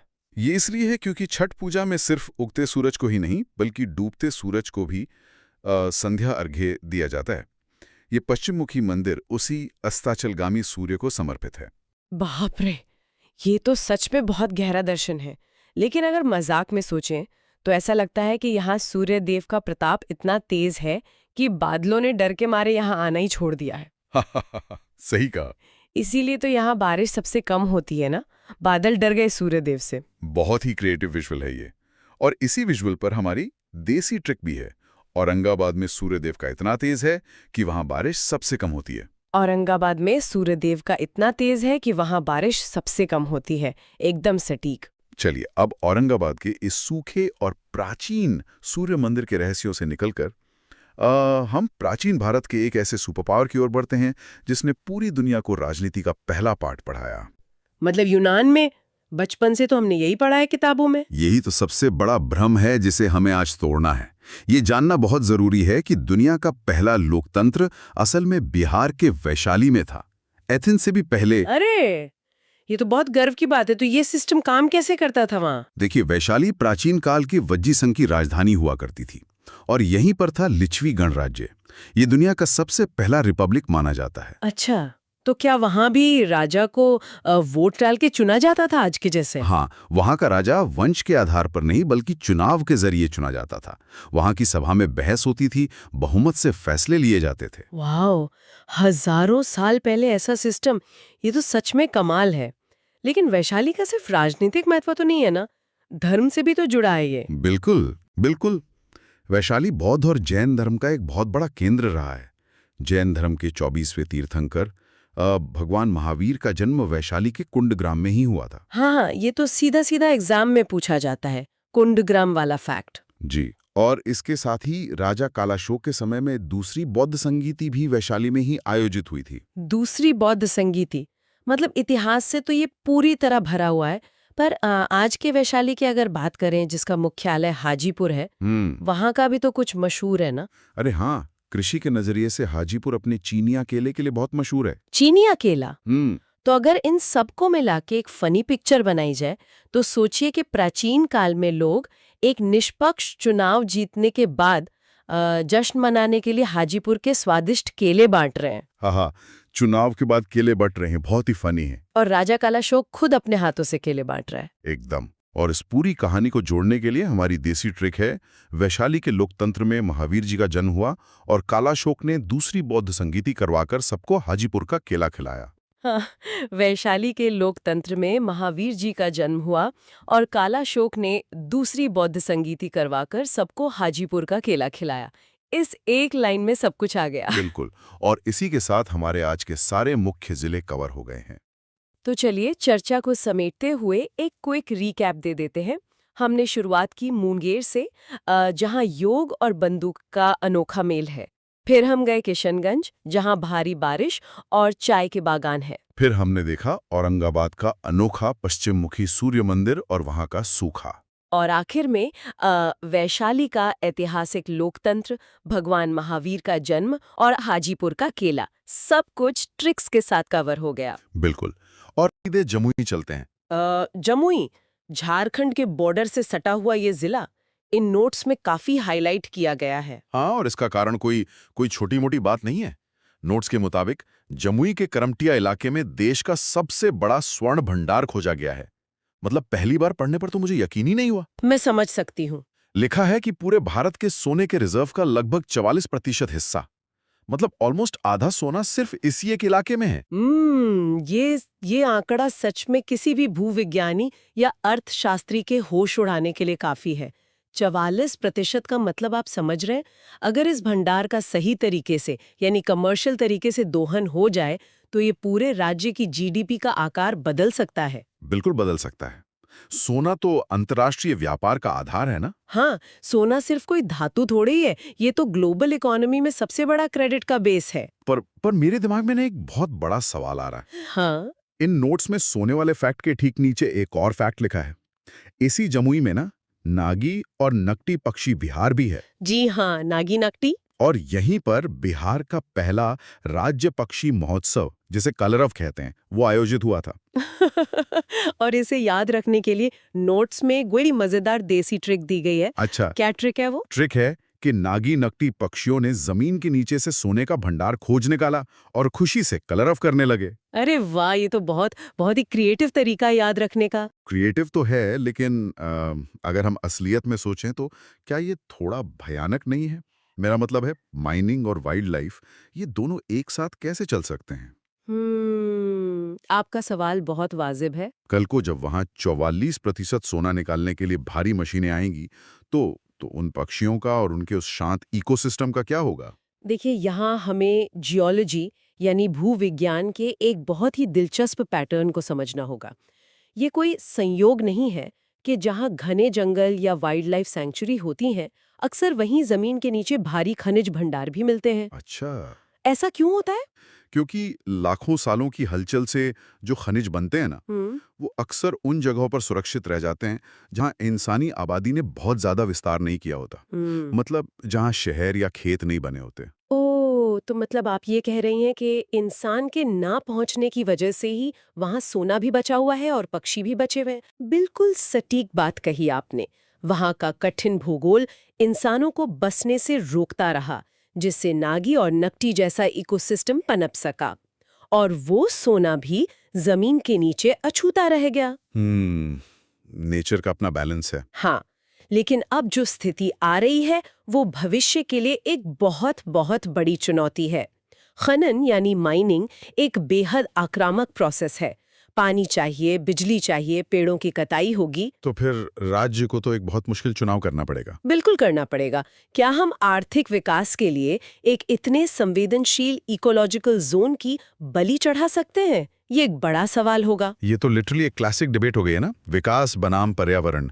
एक तरफ बेशुमार दौलत और दूसरी तरफ बेशकीमती प्रकृति। हाँ, बिल्कुल यही स्थिति है जमुई की। खैर, जमुई में तो कुदरत ने खजाना जमीन के नीचे छुपा रखा था, लेकिन अगर हम इन नोट्स के अगले हिस्से पर आएं, अगर कोई इलाका इस खजाने को जमीन के ऊपर, मेरा मतलब है खेतों में उगाना चाहे, तो क्या वो इलाका अमीर बन जाएगा? अर्थशास्त्र का जनरल रूल तो यही कहता है, अगर आप कोई कैश क्रॉप यानी नकदी फसल उगा रहे हैं तो वहां पैसा आना चाहिए और लोगों का जीवन स्तर सुधरना चाहिए।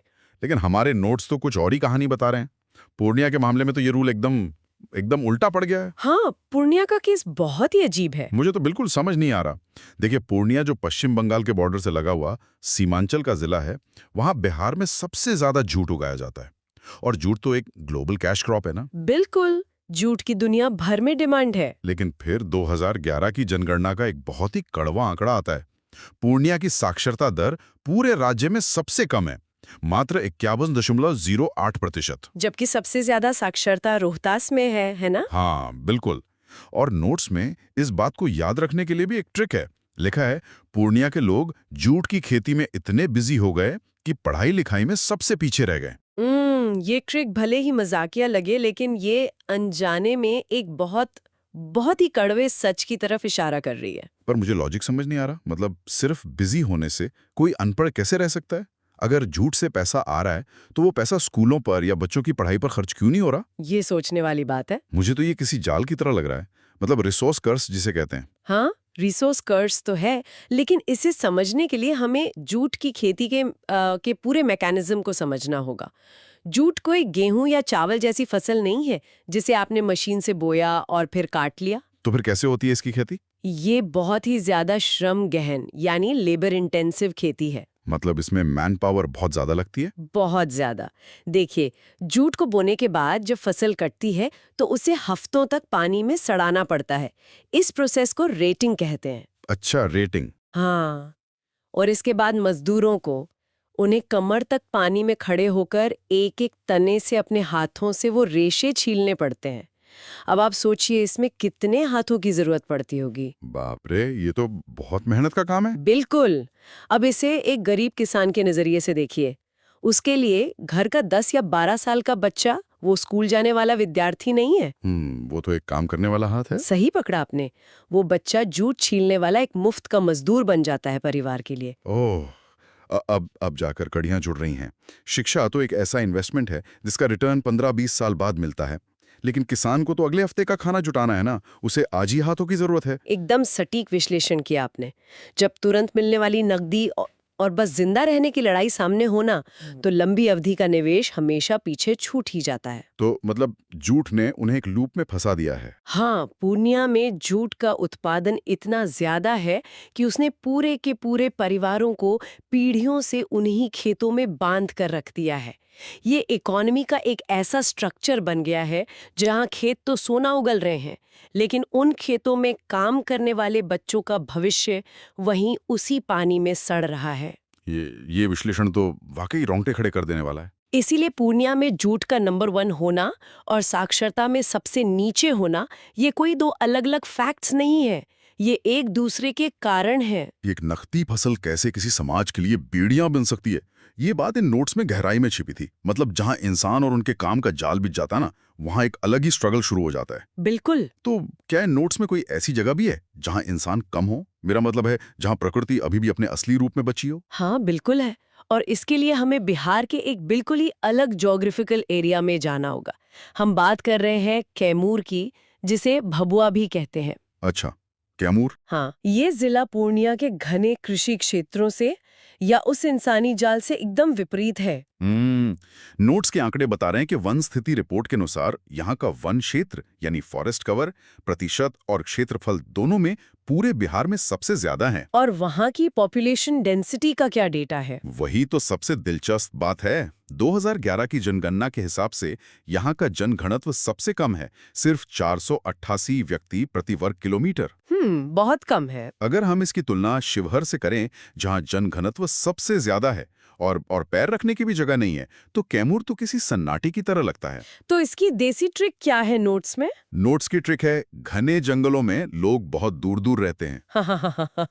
सुनने में तो ये ट्रिक बहुत सीधी सादी लगती है ना, लेकिन इसके पीछे का जो भौगोलिक विज्ञान है वो बहुत गहरा है। कैमूर असल में विंध्य पर्वत श्रेणी का हिस्सा है। विंध्य पर्वत, तो इसका मतलब क्या है? विंध्य पर्वत श्रेणी होने से इतना क्या फर्क पड़ जाता है? बहुत बड़ा फर्क पड़ता है। देखिए, विंध्य पर्वत का जो भूगोल है वो बहुत उबड़-खाबड़ और पथरीला है, और इंसान फितरत से वहीं बसता है जहां जमीन समतल हो, नदियां शांत हों और खेती करना आसान हो। हाँ, बात तो सही है। कैमूर के उस कठिन भूगोल ने ऐतिहासिक रूप से इंसानों को वहां बसने ही नहीं दिया। वहां सड़कों का जाल नहीं बिछ पाया, बड़े उद्योग नहीं लग पाए। तो क्या हम इस कम आबादी और कम जनघनत्व को कैमूर का पिछड़ापन कहेंगे? अगर आप शहरीकरण या अर्बनाइजेशन के चश्मे से देखेंगे तो शायद हाँ, आप इसे पिछड़ापन कह सकते हैं, लेकिन अगर आप इकोलॉजी या पर्यावरण के चश्मे से देखेंगे ना, तो ये कैमूर का सबसे बड़ा वरदान है। वरदान कैसे? जहां पूरे भारत में बढ़ती आबादी और जगह की कमी एक संकट बनी हुई है, वहां कैमूर का ये सन्नाटा ही उसकी सबसे बड़ी दौलत बन गया है। इसी सन्नाटे की वजह से कैमूर वन्यजीव अभयारण्य, जो पहले से ही बिहार का सबसे बड़ा अभयारण्य है, उसे अब राज्य का दूसरा टाइगर रिजर्व बनाने की तैयारी चल रही है। अरे वाह, ये बात तो मुझे बहुत फैसिनेट कर रही है। मतलब कैमूर बिहार के फेफड़ों की तरह काम कर रहा है, और सिर्फ इसलिए क्योंकि हम इंसान वहां अपनी कॉलोनियां नहीं बसा पाए तो बाघों को अपना घर मिल गया। बिल्कुल। आप टाइगर रिजर्व के मैकेनिज्म को समझिए। एक बाघ को पनपने के लिए आखिर चाहिए क्या? जंगल, शिकार। हाँ, उसे चाहिए एक बहुत बड़ा और अखंड जंगल। ऐसा जंगल जहां इंसानों का दखल एकदम जीरो हो। उसे शिकार के लिए हिरण और जंगली सूअर चाहिए, जो तभी पनपते हैं जब जंगल घना हो। सही बात है। कैमूर का वो पथरीला भूगोल इंसानों को वहां से दूर रखता है, जो अपने आप ही बाघों के लिए एक अभेद्य किला तैयार कर देता है। अगर कैमूर की जमीन भी शिवहर जैसी समतल होती और वहां उतनी ही आबादी होती, तो वहां टाइगर रिजर्व कभी बन ही नहीं सकता था। ये तो कुदरत का अपना ही एक सिक्योरिटी सिस्टम लग रहा है। जो भूगोल हमारे लिए यानी इंसानों के लिए मुश्किल है, वही वन्य जीवों के लिए लिटरली एक 5 स्टार रिजॉर्ट बन गया है। और ये भी एक विरोधाभासी है ना। सोचिए, भविष्य में जब ये टाइगर रिजर्व पूरी तरह से विकसित हो जाएगा, तो यही सन्नाटा दुनिया भर के टूरिस्ट को आकर्षित करेगा और वहां की इकोनॉमी को बूस्ट करेगा। क्या क्या कमाल का ट्रांसफॉर्मेशन है। अच्छा, कैमूर का भूगोल तो इंसानों को दूर रखता है और वन्य जीवों को बचाता है, लेकिन क्या हमारे नोट्स में कोई ऐसा जिला भी है जो अपनी अपनी पुरानी संस्कृति को भी सहेज रहा हो, लेकिन साथ ही फ्यूचर की टेक्नोलॉजी और इंफ्रास्ट्रक्चर की तरफ भी बहुत तेजी से भाग रहा हो? बिल्कुल। और इस सवाल का जवाब उत्तरी बिहार का एक बहुत ही महत्वपूर्ण जिला है, दरभंगा। हाँ, दरभंगा। हाँ, इसे पारंपरिक रूप से मिथिला की सांस्कृतिक राजधानी कहा जाता है। हाँ, और जब मिथिला या दरभंगा की बात होती है ना, तो मखाना का जिक्र तो आना ही आना है। नोट्स बताते हैं कि देश का 80% मखाना बिहार में होता है और इसका मेन सेंटर दरभंगा ही है। जी बिल्कुल। और सबसे बड़ी बात, मिथिला मखाना को अब जीआई टैग भी मिल चुका है। लेकिन दरभंगा सिर्फ अपनी पुरानी विरासत तक ही सीमित नहीं है। तो नोट्स में इंफ्रास्ट्रक्चर के बारे में क्या बताया है? इंफ्रास्ट्रक्चर के आंकड़े बताते हैं कि यहाँ पटना के बाद बिहार का दूसरा तारामंडल बन चुका है। प्लानिटेरियम। हाँ, और यहाँ दूसरा एम्स भी प्रस्तावित है। और इसके लिए नोट्स की जो देसी ट्रिक है, वो बहुत ही फनी है। बताइए। लिखा है, दरभंगा के महाराज ने मखाना खाकर तारामंडल में बैठकर अंतरिक्ष का नजारा देखा। दरभंगा के वर्तमान ट्रांजिशन को बहुत सटीकता से दिखाती है। मुझे तो दरभंगा किसी नए स्मार्टफोन जैसा लग रहा है। स्मार्टफोन? वो कैसे? मतलब देखिए, बाहर से जो इसका हार्डवेयर है वो सदियों पुरानी मिथिला संस्कृति और मखाने की पारंपरिक खेती है, लेकिन अंदर जो ऑपरेटिंग सिस्टम अपडेट हो रहा है ना, वो एम्स और तारामंडल है। एकदम टाइम मशीन की तरह काम कर रहा है। ये एनालॉजी बहुत बढ़िया है आपकी। लेकिन मुझे एक बात समझाइए, ये जो जीआई टैग है, ये मिलने से सच में जमीन पर क्या बदलता है? मतलब क्या ये सिर्फ एक सर्टिफिकेट है जिससे न्यूज में नाम आ जाता है? अरे बिल्कुल नहीं। जीआई टैग यानी ज्योग्राफिकल इंडिकेशन, ये सिर्फ कोई कागज का टुकड़ा नहीं है। ये सीधा डिमांड और सप्लाई के अर्थशास्त्र से जुड़ा है। अच्छा, वो कैसे काम करता है? इस मैकेनिज्म को ऐसे समझिए। मान लीजिए दिल्ली के किसी बहुत पॉश सुपरमार्केट में मखाना रखा है। अब जब तक जीआई टैग नहीं था, तब तक कोई भी व्यापारी किसी भी सस्ती जगह से मखाना मंगाकर उसे मिथिला मखाना के नाम से महंगे दामों पर बेच सकता था। ओह, यानी असली किसानों को कोई फायदा नहीं होता था, सारा प्रॉफिट वो बिचौलिए खा जाते थे। बिल्कुल। लेकिन मिथिला मखाना को जीआई टैग मिलने के बाद ना, कानूनी तौर पर यह तय हो गया है कि अगर आप उस ब्रांड नाम का इस्तेमाल कर रहे हैं, तो वो मखाना विशेष रूप से उसी भौगोलिक क्षेत्र यानी दरभंगा और मिथिला के किसानों द्वारा उगाया हुआ होना चाहिए। मतलब कोई और इसकी नकल नहीं कर सकता? बिल्कुल नहीं, प्रमाणित तरीकों से उगाया होना चाहिए। इससे होता यह है कि सप्लाई चेन पारदर्शी हो जाती है। तो इससे डिमांड सीधा उसी किसान तक पहुंचती है जिसने उसे उगाया है। हाँ, और इससे किसान की बार्गेनिंग पावर बढ़ती है, यानी मोलभाव करने की ताकत, और उनका प्रॉफिट मार्जिन सीधा बढ़ जाता है। आप कह सकते हैं कि ये संस्कृति को ग्लोबल इकोनॉमी से जोड़ने का एक लीगल और बहुत ही पुख्ता तरीका है। ये तो सच में बहुत ही पावरफुल टूल है किसानों के लिए। अच्छा, परंपरा और खेती का अर्थशास्त्र तो समझ आ गया, हाँ, लेकिन ये तारामंडल और एम्स का क्या लॉजिक है?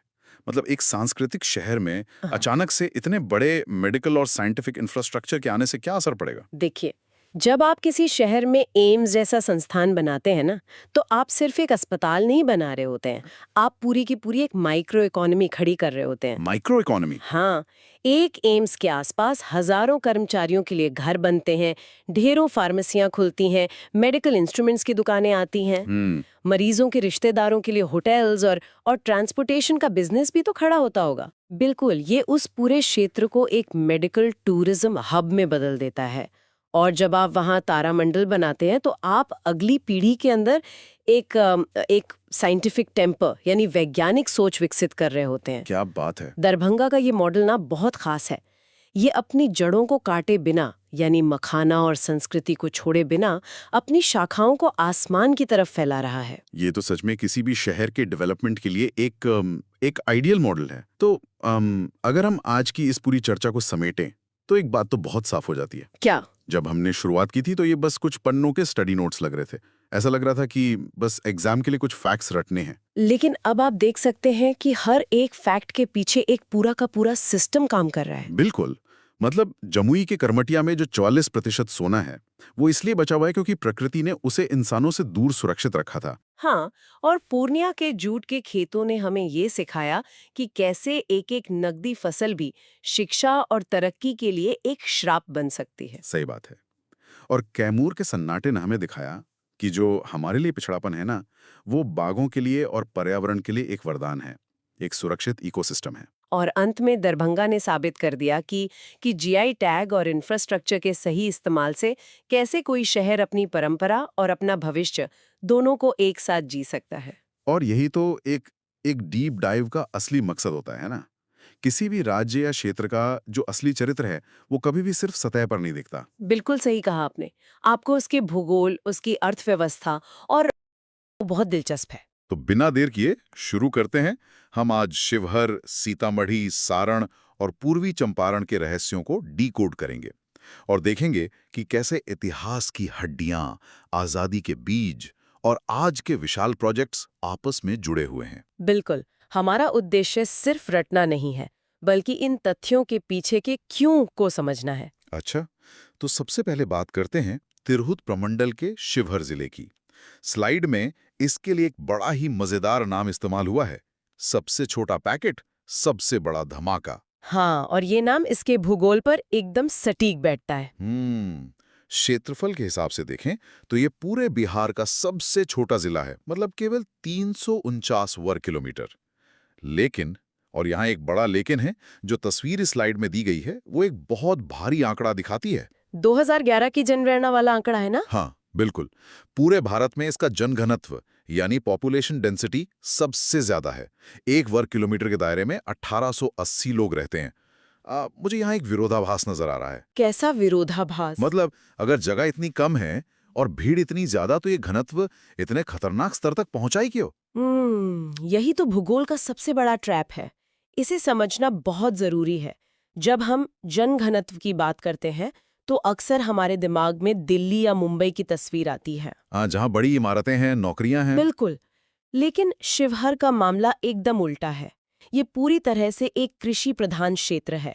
ये उत्तरी बिहार के उस मैदानी इलाके में है जहां बागमती नदी बहती है। अच्छा, तो उपजाऊ मिट्टी वाला फैक्टर काम कर रहा है यहाँ। एकदम सही। यहाँ की मिट्टी अविश्वसनीय रूप से उपजाऊ है, और जब जमीन उपजाऊ होती है तो वो एक छोटे से टुकड़े पर भी कई लोगों का पेट पाल सकती है। पीढ़ियों से जमीन के टुकड़े बढ़ते गए, छोटे होते गए। हाँ, लेकिन मिट्टी की इसी उपजाऊ ताकत ने लोगों को उसी जमीन से बांधे रखा। वहां कोई बड़ा उद्योगीकरण नहीं हुआ जो लोगों को बाहर निकलने या शहरीकरण की तरफ धकेलती। मैं इसे इस तरह से देख रहा हूँ, मेरा मतलब है इसे ऐसे सोच सकते हैं जैसे किसी छोटी सी लोकल ट्रेन की एक अकेली बोगी में किसी बड़े जंक्शन की पूरी भीड़ एक साथ चढ़ गई हो। हाँ, बहुत ही सटीक उदाहरण है। बोगी आगे जा नहीं रही है, लेकिन लोग उसी में गुजारा कर रहे हैं। ये सीमित संसाधनों के बीच मानव अस्तित्व के टिके रहने का एक चरम उदाहरण है। और इस बात को याद रखने के लिए स्टडी टेक की स्लाइड में जो फनी ट्रिक दी गई है वो कमाल की है। तस्वीर में एक छोटा सा मंदिर है और बाहर भारी भीड़ है, और ट्रिक है शिव जी के सबसे छोटे मंदिर में दर्शन के लिए सबसे ज्यादा भीड़ उमड़ पड़ी। आहा, ये सच में बहुत रचनात्मक है। छोटे से मतलब सबसे छोटा जिला और भीड़ से मतलब सर्वाधिक जनघनत्व। हाँ, ये दिमाग में तुरंत छप जाता है। अब शिवहर की इस भीड़भाड़ से निकलकर थोड़ा आगे बढ़ते हैं, एक ऐसी जगह जो अपनी आध्यात्मिक शांति के लिए जानी जाती है, पड़ोसी जिला सीतामढ़ी। सीतामढ़ी जो नेपाल बॉर्डर से सटा हुआ है और मुख्य रूप से माता सीता की जन्मभूमि पुन्नौरा धाम के लिए प्रसिद्ध है। बिल्कुल, उस स्लाइड में इसके बारे में एक बड़ा करंट अफेयर दिया गया है। पुनौरा धाम को केंद्र सरकार की स्वदेश दर्शन योजना में शामिल कर लिया गया है। हाँ, ये एक बहुत बड़ा कदम है। लेकिन जो बात सच में ध्यान खींचती है वो है स्लाइड में दी गई वो विशालकाय तस्वीर। सीतामढ़ी में माता सीता की दुनिया की सबसे ऊंची प्रतिमा बनाई जा रही है, 251 मीटर ऊंची। ये तो स्टैच्यू ऑफ यूनिटी से भी काफी ऊंची होगी। वही तो। लेकिन मेरा एक सवाल है, इतने बड़े मेगा प्रोजेक्ट के पीछे का अर्थशास्त्र क्या है?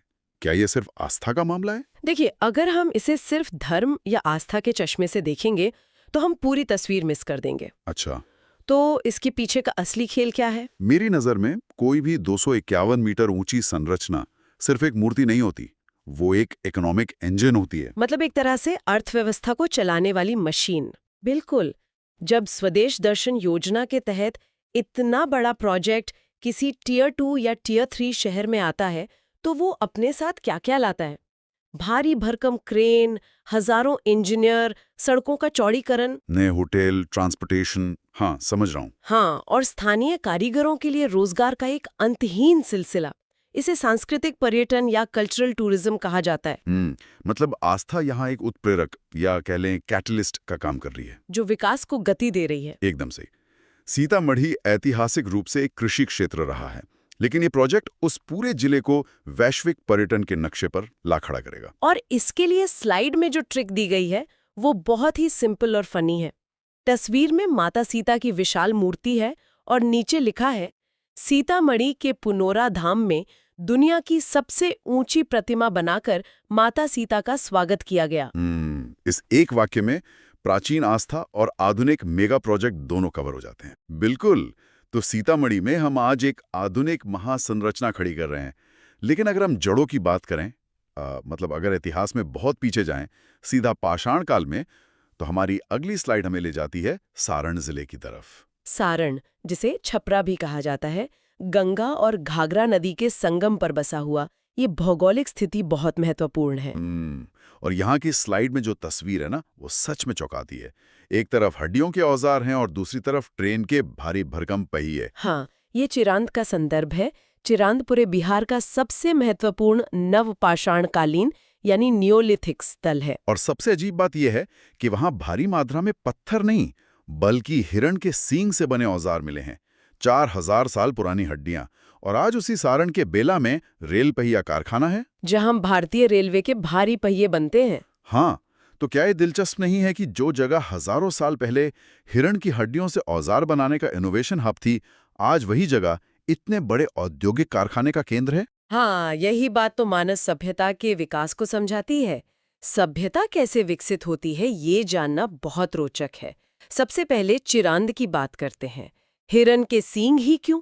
शायद इसलिए क्योंकि वे पत्थरों से ज्यादा आसानी से मिल जाते होंगे। हाँ, और नवपाषाण काल में इंसान को खेती के लिए मिट्टी खोदनी थी। हड्डियों और सींगों के औजार ज्यादा लचीले और मजबूत होते थे। सेंस बनता है। और सारण ही क्यों?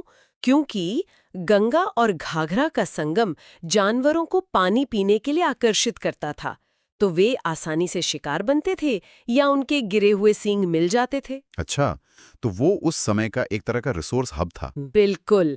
सींगों से औजार बनाना उस काल की कटिंग एज टेक्नोलॉजी थी, और आज का बेला रेल पहिया कारखाना उसी भौगोलिक लाभ का आधुनिक रूप है। मतलब भारी उद्योग को पानी और परिवहन चाहिए, जो नदी के किनारे आसानी से मिलता है। एकदम सही। हजारों साल पहले वहां हिरण के सींगों का कारखाना था, आज वहां लोहे के विशाल पहिए बन रहे हैं। तकनीक बदल गई है, लेकिन उस जगह का एक मैन्युफैक्चरिंग हब होने का जो डीएनए है वो आज भी वही है। ये सच में दिमाग घुमा देने वाला है। और इसे याद रखने के लिए जो देसी ट्रिक है वो बहुत ही फनी है। स्लाइड में एक हिरण रेलवे का पहिया घुमा रहा है। अरे वाह, ये तो बहुत मजेदार तस्वीर है। हाँ, और ट्रिक है, सारण के चिरांद में हिरण के सींग से इतना मजबूत औजार बनाया कि उससे रेल का पहिया तैयार हो गया। जब हम दो बिल्कुल अलग युगों की चीजों को इस तरह मिलाते हैं तो दिमाग उसे कभी नहीं भूलता। बिल्कुल। सारण के इन कारखानों से अब हमें उस जगह चलना चाहिए जहां विदेशी लालच ने भारत की सबसे बड़ी क्रांति को जन्म दिया। हमारी आखिरी स्लाइड, पूर्वी चंपारण। मोतिहारी मुख्यालय वाला पूर्वी चंपारण। आजादी के आंदोलन का सबसे बड़ा टर्निंग पॉइंट। उन्हें राजकुमार शुक्ल ने बुलाया था। हाँ, और इसका मुख्य कारण था अंग्रेजों की तिनकठिया प्रथा और जबरन नील की खेती। लेकिन मैं इस स्लाइड के जरिए इस प्रथा की गहराई को समझना चाहता हूँ। ये तिनकठिया प्रथा आखिर काम कैसे करती थी और इतनी विनाशकारी क्यों थी? अगर हम इसे एक बड़े नजरिए से देखें तो ये सिर्फ नील की खेती का विरोध नहीं था। तिनकठिया का मतलब था कि किसानों को अपनी जमीन के हर 20 कट्ठे में से कम 3 कट्ठे पर अनिवार्य रूप से नील उगाना होगा। मतलब किसान की अपनी जमीन, लेकिन फैसला अंग्रेजों का। हाँ, उस समय यूरोप में औद्योगिक क्रांति चल रही थी और कपड़ों को रंगने के लिए नील की भारी मांग थी। लेकिन नील की जड़ें बहुत गहरी होती हैं। वे मिट्टी के सारे पोषक तत्व सोख लेती हैं। अच्छा, तो जहां नील उगाया गया वहां बाद में अनाज नहीं उगाया जा सकता? बिल्कुल नहीं, जमीन बंजर हो जाती थी। ये एक सोची समझी आर्थिक गुलामी थी। तो गांधी जी का विरोध सिर्फ एक फसल के खिलाफ नहीं था, बल्कि शोषण थी इस पूरी प्रणाली के खिलाफ था। एकदम सही। और चंपारण ने पूरे देश को सिखाया कि कैसे शोषक के कानूनों को चुनौती दी जाती है। लेकिन इस ऐतिहासिक स्लाइड के साथ एक बहुत ही चौंकाने वाला करंट अफेयर भी जुड़ा है। मोतिहारी के कैथवलिया में दुनिया का सबसे बड़ा हिंदू मंदिर विराट रामायण मंदिर बन रहा है। हाँ, जो पूरा होने पर कंबोडिया के प्रसिद्ध अंकुर वाट मंदिर से भी ऊंचा होगा। ये बहुत ही बड़ा कॉन्ट्रास्ट है। एक तरफ वो धरती जहां किसानों का शोषण हुआ, और आज वही धरती दुनिया का सबसे विशाल मंदिर बना रही है। ये बदलाव एक समाज के आत्मविश्वास को दिखाता है कि कैसे हम अपने अंधेरे अतीत से बाहर निकलकर एक भव्य भविष्य गढ़ सकते हैं। और इसे याद रखने की ट्रिक भी लाजवाब है। स्लाइड कहती है, गांधी जी ने नील की खेती बंद करवाई और खुशी में दुनिया का सबसे बड़ा विराट रामायण मंदिर बनवाया। हाँ, ऐतिहासिक रूप से इन दोनों के बीच 1 सदी का फासला है, लेकिन याद रखने के लिए यह एक बहुत मजबूत ट्रिक है। बिल्कुल। तो आज हमने देखा कि कैसे शिवहर की भीड़, सीतामढ़ी की ऊंची प्रतिमा, सारण के सींग और पहिए और चंपारण का संघर्ष आपस में जुड़े हैं। हाँ, इतिहास और आज के करंट अफेयर्स कभी अलग नहीं होते। वे एक ही कहानी के अलग-अलग अध्याय हैं। सही कहा। तो दोस्तों, ऐलाहाबाद और अरवल का सफर तय करेंगे। इन नोट्स की सबसे अच्छी बात यह है कि इनमें तथ्यों को रटाने के बजाय बहुत ही फनी देसी ट्रिक्स और विजुअल पिक्चर्स का इस्तेमाल किया गया है। हाँ, वो ट्रिक्स तो सच में कमाल की हैं। तो चलिए सबसे पहले बक्सर की तरफ बढ़ते हैं, जिसे बिहार का प्राकृतिक मुख्य द्वार भी कहा जाता है। बिल्कुल, जैसे यूपी में गंगा बिजनौर से आती है, वैसे ही बिहार में गंगा का प्रवेश बक्सर के चौसा से होता है। और यहीं से कहानी बहुत दिलचस्प हो जाती है। मतलब चौसा का नाम सुनते ही दिमाग में 1539 का वो युद्ध आता है, जहां मुगल बादशाह हुमायूं को अपनी जान बचाने के लिए गंगा नदी में कूदना पड़ा था। हाँ, कर्मनाशा और गंगा के संगम के पास। मुझे हमेशा से ये सवाल परेशान करता है कि हुमायूं जैसे शक्तिशाली बादशाह को भागने का कोई जमीनी रास्ता क्यों नहीं मिला? क्या शेरशाह सूरी की सेना अचानक बहुत ताकतवर हो गई थी? देखिए, यहाँ हमें रणनीति और भूगोल के संगम को समझना होगा। नदियां प्राकृतिक सीमाएं तो होती हैं, लेकिन युद्ध के मैदान में वे एक भयंकर जाल बन सकती हैं। अच्छा, तो मतलब हुमायूं उस भौगोलिक जाल में फंस गया था? जी, शेरशाह सूरी ने जानबूझकर अपनी सेना को ऐसे तैनात किया कि हुमायूं की सेना नदी के मुहाने पर फंस जाए। अरे बाप रे! हाँ, खासकर बरसात के मौसम में पीछे हटने का कोई रास्ता नहीं था। या तो दुश्मन से लड़के मरना था या उफनती नदी में। तो भूगोल की एक छोटी सी अनदेखी ने पूरे साम्राज्य को खतरे में डाल दिया था। और इसी बक्सर ने 1764 का वो युद्ध भी देखा जिसे इतिहास का असली टर्निंग पॉइंट कहा जाता है। बिल्कुल, हेक्टर मुनरो के नेतृत्व में अंग्रेजों ने मीर कासिम, अवध के नवाब और खुद मुगल सम्राट शाह आलम द्वितीय को एक साथ हराया था। लेकिन एक सेकंड, हम तो हमेशा पढ़ते आए हैं कि 1757 के प्लासी के युद्ध ने भारत में ब्रिटिश राज की नींव रखी थी, तो नोट्स में बक्सर को इतना महत्व क्यों दिया गया है? ये एक बहुत ही लाजिमी सवाल है। लेकिन अगर हम सैन्य इतिहास की बात करें ना, तो प्लासी का युद्ध वास्तव में कोई युद्ध था ही नहीं। हाँ, वहां तो मीर जाफर को खरीद लिया गया था। बिल्कुल, प्लासी सिर्फ एक कूटनीतिक धोखा था।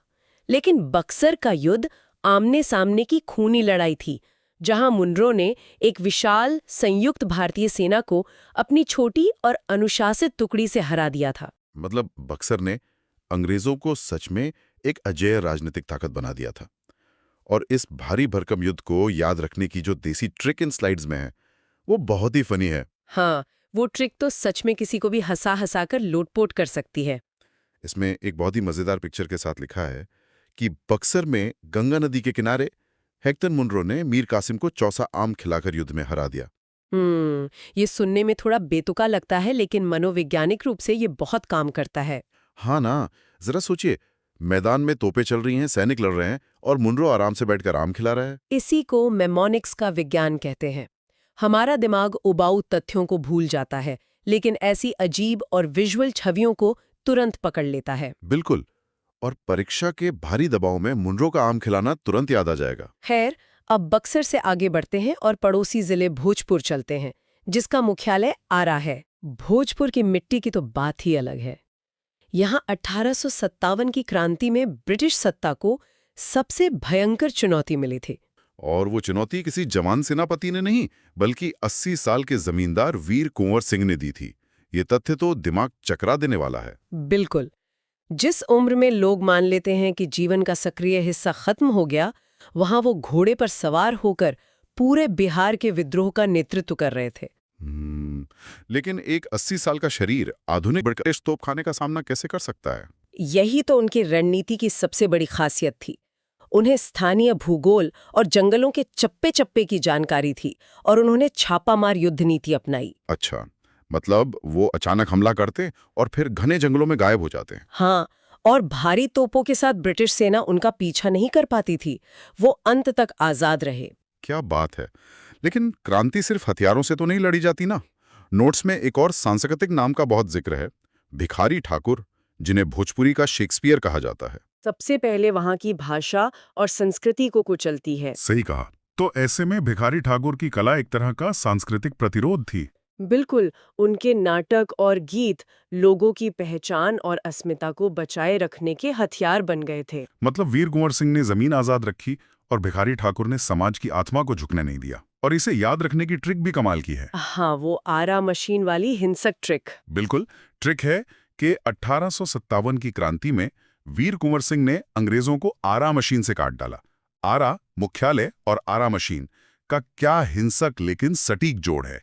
ये एक झटके में नायक और मुख्यालय दोनों को हमेशा के लिए दिमाग में छाप देता है। चलिए, अब 18वीं सदी के इन युद्धों से थोड़ा आगे बढ़कर जहानाबाद चलते हैं, जो प्राचीन वास्तुकला और आधुनिक विकास का एक गजब संगम है। हाँ, यहाँ की बराबर की गुफाएं पूरे भारत की सबसे पुरानी चट्टान काट कर बनाई गई गुफाएं हैं। इन्हें सम्राट अशोक और उनके पोते दशरथ ने आजीवक संप्रदाय के साधुओं के लिए बनवाया था ना? बिल्कुल, इनमें सुदामा और कर्ण चौपड़ जैसी गुफाएं बहुत प्रमुख हैं। लेकिन मुझे यहाँ एक बहुत बड़ा काव्यात्मक विरोधाभास दिखा। सोचिए, 2000 साल पहले जहाँ साधु घने अंधेरे में ध्यान करते थे, आज वही जहानाबाद जिला 100% ग्रामीण विद्युतीकरण हासिल करने वाला बिहार का पहला जिला बन गया। ये सच में एक बहुत ही सुंदर बात है। मतलब इतिहास की परतें कैसे एक ही जगह पर अलग-अलग कहानियां बुनती हैं। घोर अंधेरे से लेकर पूर्ण प्रकाश तक का ये सफर वाकई हैरान करता है। और बराबर के गुफाओं की इंजीनियरिंग भी तो देखिए। बिना आधुनिक मशीनों के ठोस ग्रेनाइट को काटना और पॉलिश करना उस समय की बहुत बड़ी उपलब्धि थी। हाँ, और हमारे नोट्स बनाने वालों ने इस विरोधाभास को भी ट्रिक में बदल दिया। लिखा है कि जहां अशोक ने बराबर पहाड़ काटकर गुफाएं बनाई, वहां लोगों ने 100% बिजली जलाकर इलाका रोशन कर दिया। यह प्राचीन और आधुनिक तथ्यों के बीच एक मानसिक पुल बनाने का बहुत ही शानदार तरीका है। बिल्कुल। और अब आते हैं अपने सफर के आखिरी पड़ाव यानी अरवल पर, जो 2001 में जहानाबाद से ही अलग होकर बना था। हाँ, और ये बिहार का 38वां और सबसे नया जिला है जो सोन नदी के किनारे स्थित है। लेकिन मुझे एक बात समझ नहीं आती, आजाद भारत में बिना किसी युद्ध के सीमाओं को बदलने और ऐसे नए जिले बनाने की जरूरत क्यों पड़ती है? ये पूरी तरह से प्रशासनिक जरूरत होती है। जैसे जैसे आबादी बढ़ती है, एक बड़े इलाके को एक ही जगह से संभालना मुश्किल हो जाता है। अच्छा, तो प्रशासन को लोगों के और करीब ले जाने के लिए ऐसा किया जाता है। बिल्कुल, छोटे जिले होने से विकास योजनाएं तेजी से लागू होती हैं और कानून व्यवस्था बनाए रखना आसान हो जाता है। मैं समझ गया। और इस 38वें जिले को याद रखने की ट्रिक तो सबसे ज्यादा स्मार्ट और आधुनिक है। अरवल को सीधा अंग्रेजी के अराइवल से जोड़ दिया गया है। हाँ, कि बिहार के नक्शे में सबसे नया अराइवल 38वें नंबर पर सोन नदी के किनारे हुआ। अराइवल मतलब अरवल, बहुत ही सटीक और बिना किसी भ्रम के। तो अगर हम आज की पूरी चर्चा को समेटें तो हमने भूगोल को सिर्फ रेखाओं भी आज यही है। हम ये डिकोड करेंगे कि कैसे ये एग्जाम के ब्रह्मास्त्र और हंसाने वाली ट्रिक्स असल में इन जिलों की एक जीती जागती तस्वीर पेश करती हैं। मतलब आज कोई बोरिंग क्लास नहीं होने वाली है ना? बिल्कुल नहीं यार, हम पूरे फनी तरीके से और पिक्चर्स इमेजिन करते हुए हर स्लाइड को डिटेल में समझेंगे। तो चलिए शुरुआत करते हैं सबसे बेसिक चीज से, यानी आबादी से। हाँ, क्योंकि देखिए, किसी भी जगह का भूगोल तभी समझ आता है ना जब हम वहाँ के लोगों को यानी वहाँ के समाज को समझते हैं। सही बात है। तो यूपी बॉर्डर से सटा हुआ हमारा पहला जिला है गोपालगंज। नोट्स के हिसाब से 2011 की जनगणना का ये सबसे बड़ा हीरो है। अरे, बीपीएससी का फेवरेट ब्रह्मास्त्र ये जिला। हाँ, और इसके दो कारण हैं। पहला तो ये कि पूरे बिहार में इसका लिंगानुपात सबसे ज्यादा है, मतलब 1000 पुरुषों पर 1021 महिलाएं। इकलौता जिला है ये जहां महिलाएं पुरुषों से ज्यादा हैं। और दूसरा कारण ये है कि 2001 से 2011 के बीच यहाँ की जनसंख्या वृद्धि दर सबसे कम रही है, न्यूनतम दशकीय वृद्धि। बिल्कुल। और अब सुनिए, इसे याद रखने की जो देसी ट्रिक है ना, वो बहुत ही फनी है। ट्रिक है कि गोपाल यानी कृष्ण जी की नगरी में गोपियों की संख्या सबसे ज्यादा है और यहाँ जनसंख्या भी शांति से बढ़ती है। क्या कमाल की ट्रिक है ये! मतलब गोपाल से कृष्ण और गोपियों से महिलाएं, बहुत क्रिएटिव है ना? लेकिन जब मैंने ये ट्रिक पढ़ी तो मैं सोच रही थी कि गोपालगंज में महिलाओं का ज्यादा होना मतलब ये कोई जादू तो नहीं है? क्या इसका कारण पुरुषों का माइग्रेशन नहीं है? आपने बिल्कुल सही नस पकड़ी है। देखिए, सतह पर तो 1021 सिर्फ एक सूखा आंकड़ा लगता है, लेकिन इसके पीछे का जो मैकेनिज्म है ना, वो माइग्रेशन ही है। अच्छा, मतलब रोजगार के लिए? हाँ, बिल्कुल। गोपालगंज और उसके आसपास के जो इलाके हैं, वहां से दशकों से मतलब बहुत भारी संख्या में पुरुष रोजगार के लिए खाड़ी देशों या दूसरे औद्योगिक राज्यों में काम करने जाते हैं। तो पीछे सिर्फ महिलाएं और बच्चे रह जाते होंगे। एकदम सही। जब युवा पुरुष कमाने बाहर चले जाते हैं तो जाहिर है महिलाएं ही पीछे रहकर पूरा घर और वहां की जो घरेलू अर्थव्यवस्था है उसे संभालती हैं। ओहो, तो मतलब ये जो ट्रिक में गोपियों वाली बात है, ये असल में उन मजबूत महिलाओं का प्रतिनिधित्व कर रही है। हाँ, और जो दूसरा आंकड़ा है ना, न्यूनतम दशकीय वृद्धि दर वाला, वो भी इसी से जुड़ा है। वो कैसे? अरे, जब पति पत्नी काम के सिलसिले में लंबे समय तक अलग रहेंगे तो जाहिर है कि जन्म दर में स्थिरता तो आएगी ही ना। हाँ, ये तो बहुत ही लॉजिकल है। मतलब ये ट्रिक सिर्फ रटने के लिए नहीं है, ये अनजाने में ही गोपालगंज की पूरी सामाजिक और आर्थिक सच्चाई बता रही है। बिल्कुल, और इसीलिए ये नोट्स इतने खास है। सच में यार, इतनी तेजी से बढ़ती आबादी वाले राज्य में गोपालगंज एक शांत नखलिस्तान जैसा लगता है। एकदम। खैर, आबादी की शांति से अब आगे बढ़ते हैं और चलते हैं प्राकृतिक शांति की ओर, यानी नवादा। नवादा मतलब सीधे गोपालगंज के मैदानी इलाके से हम झारखंड बॉर्डर की तरफ आ गए। हाँ, और नोट्स में तो नवादा को भूगोल का वीआईपी दर्जा दिया गया है। देना भी चाहिए। ककोलत जलप्रपात है वहाँ। बिल्कुल, और इसकी ट्रिक मेरी फेवरेट है। ट्रिक है कि नवादा की गर्मी से बचने के लिए लोगों ने कोको कोला पीकर ठंडे जलप्रपात में छलांग लगा दी। अरे वाह, कोको कोला और ककोलत, क्या राइम किया है, बहुत बढ़िया। हाँ, और इसमें ककोलत के साथ साथ वहाँ के मघी पान का भी जिक्र है। लेकिन मेरे दिमाग में एक सवाल आता है। हाँ, बताइए ना। मतलब एग्जामिनर्स को वाटरफॉल और नदियों से इतना प्यार क्यों होता है? ये हर दूसरे एग्जाम में क्यों छपते हैं? ये बहुत ही वैलिड सवाल है। देखिए, अगर हम ककोलत को सिर्फ एक झरना मान लें कि हाँ भाई पहाड़ से पानी गिर रहा है, तो हम असली बात मिस कर रहे हैं। असली बात क्या है? ककोलत सिर्फ पानी गिरने की जगह नहीं है, ये एक पूरा का पूरा माइक्रो इकोसिस्टम बनाता है। अच्छा। हाँ, नवादा और मगध का जो इलाका है, वहाँ गर्मियों में बहुत भयंकर लू चलती है। ऐसे में ककोलत जैसी जगह एक प्राकृतिक आश्रय बन जाती है। गर्मियों में वहाँ बहुत बड़ा मेला लगता है। हाँ, मेलों का जिक्र तो नोट्स में भी है। बिल्कुल। तो एग्जाम में ये इसलिए पूछा जाता है ताकि छात्र ये समझें कि प्राकृतिक भूगोल मतलब जो नेचर है वो कैसे स्थानीय इकोनॉमी को चलाता है। मेले की वजह से टूरिज्म बढ़ता है, रोजगार मिलता है। मतलब ये झरना सिर्फ मनोरंजन नहीं, पूरी अर्थव्यवस्था का इंजन है। और जो मघी पान है, क्या वो भी इसी भूगोल से जुड़ा है? एकदम। पान की खेती ना मतलब कोई आम खेती नहीं है। इसके लिए बहुत ही खास किस्म की मिट्टी, नमी और एक स्पेसिफिक तापमान चाहिए होता है। हाँ, मैंने सुना है पान के पत्ते बहुत नाजुक होते हैं। बहुत नाजुक। और नवादा के आसपास का जो प्राकृतिक माहौल है वो मघी पान को उसका वो खास स्वाद देता है। तो मतलब जब स्टूडेंट्स कोको कोला वाली ट्रिक रट रहे होते हैं तो असल में वो एक पूरी भौगोलिक सच्चाई याद कर रहे होते हैं। बिल्कुल सही कहा। बहुत ही खूबसूरत बात है ये। प्रकृति हमें जो देती है उसी से समाज बनता है। लेकिन क्या होता है जब इंसान उसी प्रकृति को अपने हाथों से मतलब अपनी उंगलियों से रंगों में उतारने लगता है? तब वो मधुबनी बन जाती है। बिल्कुल। और यही हमारा तीसरा पड़ाव है, नेपाल बॉर्डर से सटा मधुबनी जिला। ये तो मतलब 100% एग्जाम में छपने वाला सवाल है। मिथिला आर्ट। हाँ, और इसे याद रखने की ट्रिक देखिए, बहुत सिंपल है। मधु ने अपनी बनी हुई खूबसूरत पेंटिंग पूरे विश्व में बेचकर बहुत नाम कमाया। मधु बनी। हाँ, ये भी बहुत कैची है। मधु और बनी, मधुबनी। बिल्कुल। और नोट्स में इसके बारे में कुछ बहुत ही दिलचस्प तकनीकी बातें हैं, जैसे कि ये जो चित्रकला है ये प्राकृतिक रंगों से और उंगलियों के अलावा माचिस की तीलियों से बनाई जाती है। हाँ, माचिस की तीलियों का इस्तेमाल इसमें बहुत खास है। और इससे जीआई टैग भी मिला हुआ है। सीता देवी और महासुंदरी देवी जी का नाम तो इसमें बहुत ही मशहूर है। और एक चीज और, यहीं पर वो सौराष्ट्र सभा भी होती है। हाँ, सौराष्ट्र सभा, ये बहुत ही अद्भुत परंपरा है। मैं तो जब इसके बारे में पढ़ रही थी तो मुझे लगा कि यार ये तो किसी पुराने जमाने के मतलब पूरी तरह से एक ऑफलाइन मैट्रिमोनियल ऐप की तरह है। हाँ, ये एकदम सही एनालॉजी दी आपने।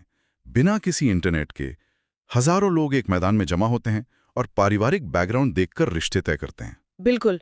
लेकिन अगर हम वापस उस पेंटिंग पर आएं तो मुझे एक बात बहुत हैरान करती है। क्या बात? मतलब जब हम वर्ल्ड क्लास आर्ट के बारे में सोचते हैं तो दिमाग में कैनवस, महंगे ब्रश और बड़े-बड़े स्टूडियोज आते हैं, लेकिन यहाँ माचिस की तीलियां और प्राकृतिक रंग। यही तो इस कला की सबसे बड़ी खूबी है। ये दिखाती है कि संसाधनों की कमी मतलब रिसोर्सेज की कमी के बावजूद क्रिएटिविटी की कोई सीमा नहीं होती। हाँ, वो तो है। इतिहास देखें तो मिथिला कला असल में घरों की मिट्टी की दीवारों पर बनाई जाती थी।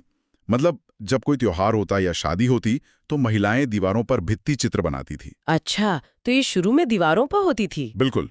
और रंगों के लिए वो हल्दी, फूलों का रस, पत्तियों का अर्क और कालिक का इस्तेमाल करती थी। और जब ब्रश नहीं होते थे तो बांस या माचिस की तीलियों पर रुई लपेटकर बारीक लाइनें खींचती थी। अरे वाह, मतलब पूरी तरह से नेचर से जुड़ा हुआ काम था ये। हाँ, लेकिन फिर एक बड़ा बदलाव आया। वो कैसे? मतलब ये दीवारों से निकलकर दुनिया भर की आर्ट गैलरीज तक कैसे पहुंच गई? इसके पीछे एक त्रासदी थी। जब उस इलाके में भयंकर सूखा पड़ा और प्राकृतिक आपदाएं आईं, तो लोगों के पास खाने तक को पैसे नहीं थे। ओहो, फिर क्या हुआ? तब राहत कार्यों के तहत वहां की महिलाओं को इस बात के लिए एनकरेज किया गया कि वो अपनी इस कला को दीवारों से हटाकर कागज पर उतारें, ताकि वो इसे बेचकर कुछ पैसे कमा सके। माय गॉड, मतलब एक आपदा ने उन्हें अपनी कला को कमर्शियलाइज करने का मौका दिया। बिल्कुल। और फिर पद्मश्री सीता देवी और महासुंदरी देवी जैसी महिलाओं ने इसे एक इंटरनेशनल पहचान दिला दी। तो जो कला कभी सिर्फ एक पारिवारिक परंपरा थी, उसने इन महिलाओं को आर्थिक आजादी दी। ये तो बहुत ही इंस्पायरिंग है यार। मतलब जब कोई स्टूडेंट मधुबनी पेंटिंग के आगे सही का टिक लगाता है तो वो सिर्फ एक आर्ट फॉर्म नहीं बल्कि महिलाओं के संघर्ष और उनके एम्पावरमेंट को भी मान रहा होता है। एकदम सही। ये दिखाता है कि जब इंसान प्रकृति के साथ मिलकर काम करता है तो कितनी खूबसूरत चीजें बन सकती हैं। हाँ बिल्कुल। लेकिन मतलब क्या प्रकृति हमेशा इतनी शांत और सपोर्टिव होती है? हमेशा तो नहीं। बिल्कुल नहीं। मधुबनी में हमने देखा कि इंसान कैसे प्रकृति के रंगों से खेलता है, लेकिन क्या होता है जब प्रकृति अपना विनाशकारी रूप दिखाती है? तब बात कटिहार की आती है। हाँ, ये हमें हमारे आखिरी जिले कटिहार की ओर ले जाता है। नोट्स में तो इसे नदियों का चक्रव्यूह कहा गया है। और ये नाम बिल्कुल सही भी है। वहां का जो ज्योग्राफिकल स्ट्रक्चर है वो बहुत जटिल है। और यहाँ सबसे मेन जो जगह है वो है पूर्णिया प्रमंडल के कटिहार में कुर्सेला। ये वो जगह है जहाँ कोसी नदी, जिसे बिहार का शोक कहते हैं, वो गंगा नदी में आकर मिल जाती है। हाँ, सॉरो ऑफ बिहार। और इसी के साथ एक और फैक्ट जुड़ा है कि कटिहार पूर्णिया के बाद जूट के उत्पादन में दूसरे नंबर पर है। बिल्कुल। अब इसकी ट्रिक सुनिए, थोड़ी ड्रामेटिक है। कटिहार के कुर्सेला में कोसी नदी ने गंगा से मिलकर ऐसा कहर काटा कि सब डर गए। कहर काटा मतलब बाढ़ आ गई? हाँ, लेकिन यार मुझे इस शब्द शोक या सॉरो से थोड़ी दिक्कत है। मतलब मैं समझती हूँ कि बाढ़ से नुकसान होता है, लेकिन किसी नदी पर हमेशा के लिए शोक का ठप्पा लगा देना, क्या ये थोड़ा एक तरफा नहीं है? ये बहुत ही गहरा सवाल पूछा है आपने। हाँ, क्योंकि अगर कोसी सिर्फ तबाही लाती है तो फिर कटिहार जूट उत्पादन में इतना आगे कैसे है? जूट तो बहुत अच्छी फसल है ना? बिल्कुल। और यहीं पर एक बहुत बड़ा विरोधाभास, मतलब एक पैराडॉक्स है। इसे समझने के लिए हमें कोसी के नेचर को समझना होगा। अच्छा, बताइए। देखिए, कोसी नदी हिमालय की बहुत ऊंचाइयों से तेजी से नीचे आती है और अपने साथ भारी मात्रा में गाद यानी सिल्ट लेकर आती है। हाँ, पहाड़ों से मिट्टी कट कर आती है। एकदम। अब जब ये नदी बिहार के मैदानी इलाकों में पहुंचती है तो ढलान कम हो जाती है, तो जो गाद वो लेकर आई है वो नदी के ही तल में जमा होने लगती है। तो उससे क्या होता है? रास्ता ब्लॉक हो जाता? बिल्कुल, नदी का रास्ता ब्लॉक हो जाता है और फिर वो मजबूर होकर अपना मार्ग या मतलब अपना रास्ता बदल लेती है, और इसी रास्ता बदलने की वजह से भयंकर बाढ़ आती है, जिसे कहर कहा गया है। अच्छा, तो इसीलिए इसे अप्रत्याशित कहते हैं और शोक नाम पड़ गया। लेकिन फिर जूट की खेती का इससे क्या लेना देना है? लेना देना बहुत बड़ा है। जब बाढ़ का पानी फैलता है ना, तो वो सिर्फ तबाही नहीं लाता, वो अपने पीछे हिमालय से लाई गई बिल्कुल नई, खनिज से भरी और बेहद उपजाऊ मिट्टी छोड़ जाता है। ओह, मतलब खेतों के लिए एकदम नई और खाद वाली मिट्टी मिल जाती है। बिल्कुल। और अगर हम जूट की बात करें तो जूट की खेती के लिए दो ही चीजें सबसे ज्यादा चाहिए। एक, नई उपजाऊ मिट्टी, और दूसरा, इसके पौधों को पानी में सड़ाने के लिए, जिसे रेटिंग कहते हैं, हफ्तों तक रुका हुआ भारी पानी चाहिए। अरे वाह, मतलब कोसी का जो पानी बस्तियों को डुबाता है, वही पानी और मिट्टी बाद में खेतों को अगले सीजन के लिए नई जान दे देता है। एकदम सही। कोसी का शोक और जूट की समृद्धि, ये असल में एक ही सिक्के के दो पहलू हैं। प्रकृति कभी सिर्फ तबाही नहीं मचाती।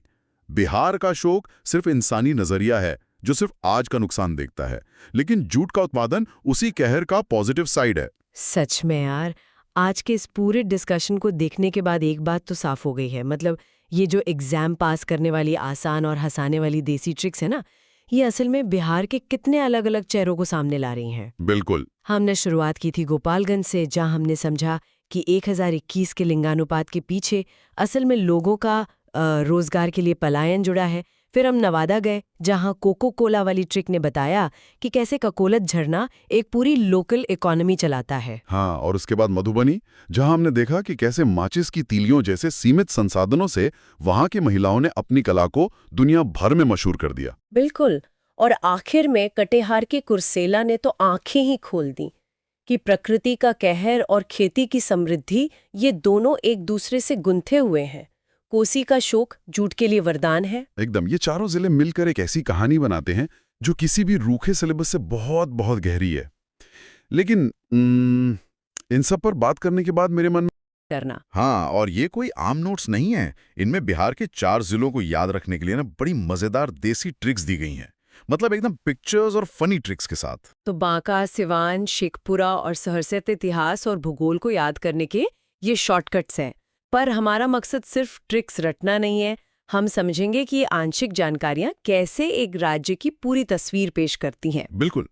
प्रतियोगी परीक्षाओं की तैयारी में लोग अक्सर बस रट्टा मारते हैं, लेकिन इन देसी ट्रिक्स के पीछे कभी-कभी किसी राज्य का पूरा इतिहास, उसका दर्द और उसका भविष्य छिपा होता है। हाँ, और ये नोट्स ना देखने में बस एक शॉर्टकट लगते हैं, लेकिन अगर हम गहराई में जाएं तो ये बहुत गहरी बातें कहते हैं। तो चलिए इन बेहतरीन नोट्स की पहली स्लाइड से शुरू करते हैं, जो हमें सीधे बांका जिले की ओर ले जाती है। अच्छा, बांका जो भागलपुर से अलग होकर बना है ना? हाँ, बिल्कुल। और ये जिला अपने ऐतिहासिक मंदार पर्वत के लिए बहुत जाना जाता है। नोट्स में जो ट्रिक है वो सीधे हमारी पुरानी कथाओं यानी समुद्र मंथन से जुड़ी है। समुद्र मंथन मतलब हिंदू मान्यताओं के अनुसार वो घटना जहां देवताओं और असुरों ने अमृत निकालने के लिए समुद्र को मथा था। एकदम सही कहा आपने। और उसी मंथन के दौरान इसी मंदार पर्वत को मथनी यानी उस चर्निंग रॉड की तरह इस्तेमाल किया गया था। अरे वाह, मतलब मंदार पर्वत प्राचीन काल का एक बहुत बड़ा सा ब्लेंडर था जिसने पूरे समुद्र को मथ कर रख दिया। हाँ, ब्लेंडर वाली एनालॉजी बहुत सटीक है। लेकिन इन नोट्स की सबसे खास बात यह है कि ये सिर्फ इतिहास पर आकर नहीं रुकते, ये एकदम से करंट अफेयर्स पर छलांग लगाते हैं। करंट अफेयर्स वो कैसे? दरअसल राजगीर के बाद बिहार का दूसरा रोपवे इसी मंदार पर्वत पर बना है और स्टडी टेक ने इसे याद रखने के लिए एक बहुत ही फनी ट्रिक दी है। अच्छा, वो देसी ट्रिक क्या है, जरा बताइए तो। ट्रिक ये है कि बांका के बांके बिहारी ने मंदार पर्वत पर बैठकर रोपवे से समुद्र मंथन का नजारा देखा। बांके बिहारी ने रोपवे से नजारा देखा। ये तो सच में बहुत फनी है और याद रखने में भी कितनी आसान है। पिक्चर्स के साथ तो ये दिमाग में छप जाएगी, है ना? एक ही लाइन में पौराणिक कथा और आज का आधुनिक इंफ्रास्ट्रक्चर प्रोजेक्ट दोनों कवर हो गए। पर मेरे दिमाग में ना एक सवाल आ रहा है। एक इतनी पुरानी और पौराणिक जगह पर जिसे लोग श्रद्धा की नजर से देखते हैं, वहां अचानक से रोपवे जैसा कमर्शियल इंफ्रास्ट्रक्चर लगाने का क्या मतलब है? ये सवाल अक्सर उठता है और बहुत वाजिब भी है। मतलब क्या ये सिर्फ टूरिज्म से पैसा कमाने का तरीका नहीं है? जो जगह कभी अध्यात्म का केंद्र थी उसे बस एक पिकनिक स्पॉट बना देना इतिहास के साथ छेड़छाड़ जैसा लग रहा है मुझे। देखिए, ऊपर से देखने में आपको कमर्शलाइजेशन लग सकता है, पर अगर हम इसे अर्थव्यवस्था के नजरिए से समझे ना, तो कहानी कुछ और ही है। अच्छा, तो इसके पीछे क्या प्रैक्टिकल कारण हो सकता है? किसी भी ऐतिहासिक जगह को बचाने के लिए उसका प्रासंगिक यानी रेलेवेंट बने रहना बहुत जरूरी है। अगर नई पीढ़ी वहां आना जाना कम कर दे तो वो जगह धीरे धीरे खंडर बन जाती है। हाँ, ये बात तो है। बिना लोगों के कोई जगह कैसे बचेगी? बिल्कुल। और रोपवे जैसे प्रोजेक्ट्स ना सिर्फ टिकट बेचने के लिए नहीं होते, ये वहां के पूरे स्थानीय इकोसिस्टम को जिंदा कर देते हैं। वहां की लोकल इकोनॉमी में भी एक मंथन शुरू हो जाता है। मतलब वहां के लोकल लोगों को रोजगार मिलता होगा, नई दुकानें खुलती होंगी। एकदम सही। तो जो पर्वत कभी समुद्र को मथने के काम आया था, आज वो वहां के स्थानीय अर्थव्यवस्था को मथकर नई ऊर्जा निकाल रहा है। क्या बात है। इतिहास और आधुनिकता का ये संगम सच में बहुत दिलचस्प है और इस ट्रिक ने इसे और भी मजेदार बना दिया। बिल्कुल। अब बांका के इस पौराणिक मंथन से आगे बढ़ते हुए स्लाइड का अगला हिस्सा हमें आधुनिक भारत के मंथन की ओर ले जाता है। आधुनिक भारत का मंथन मतलब हमारा स्वतंत्रता संग्राम। हाँ, और इसका एक बहुत बड़ा केंद्र था सिवान जिला, जो यूपी के देवरिया और बलिया बॉर्डर के एकदम पास है। आजादी की लड़ाई में सिवान का तो वैसे भी बहुत बड़ा नाम है। बिल्कुल। और स्टडी टेक के नोट्स में इस सवाल को ब्रह्मास्त्र कहा गया है। मतलब ऐसा सवाल जो एग्जाम में आना ही आना है। अरे वाह, ब्रह्मास्त्र सवाल। तो फिर सभी छात्रों को ये बहुत ध्यान से सुनना चाहिए। आखिर ये फैक्ट क्या है?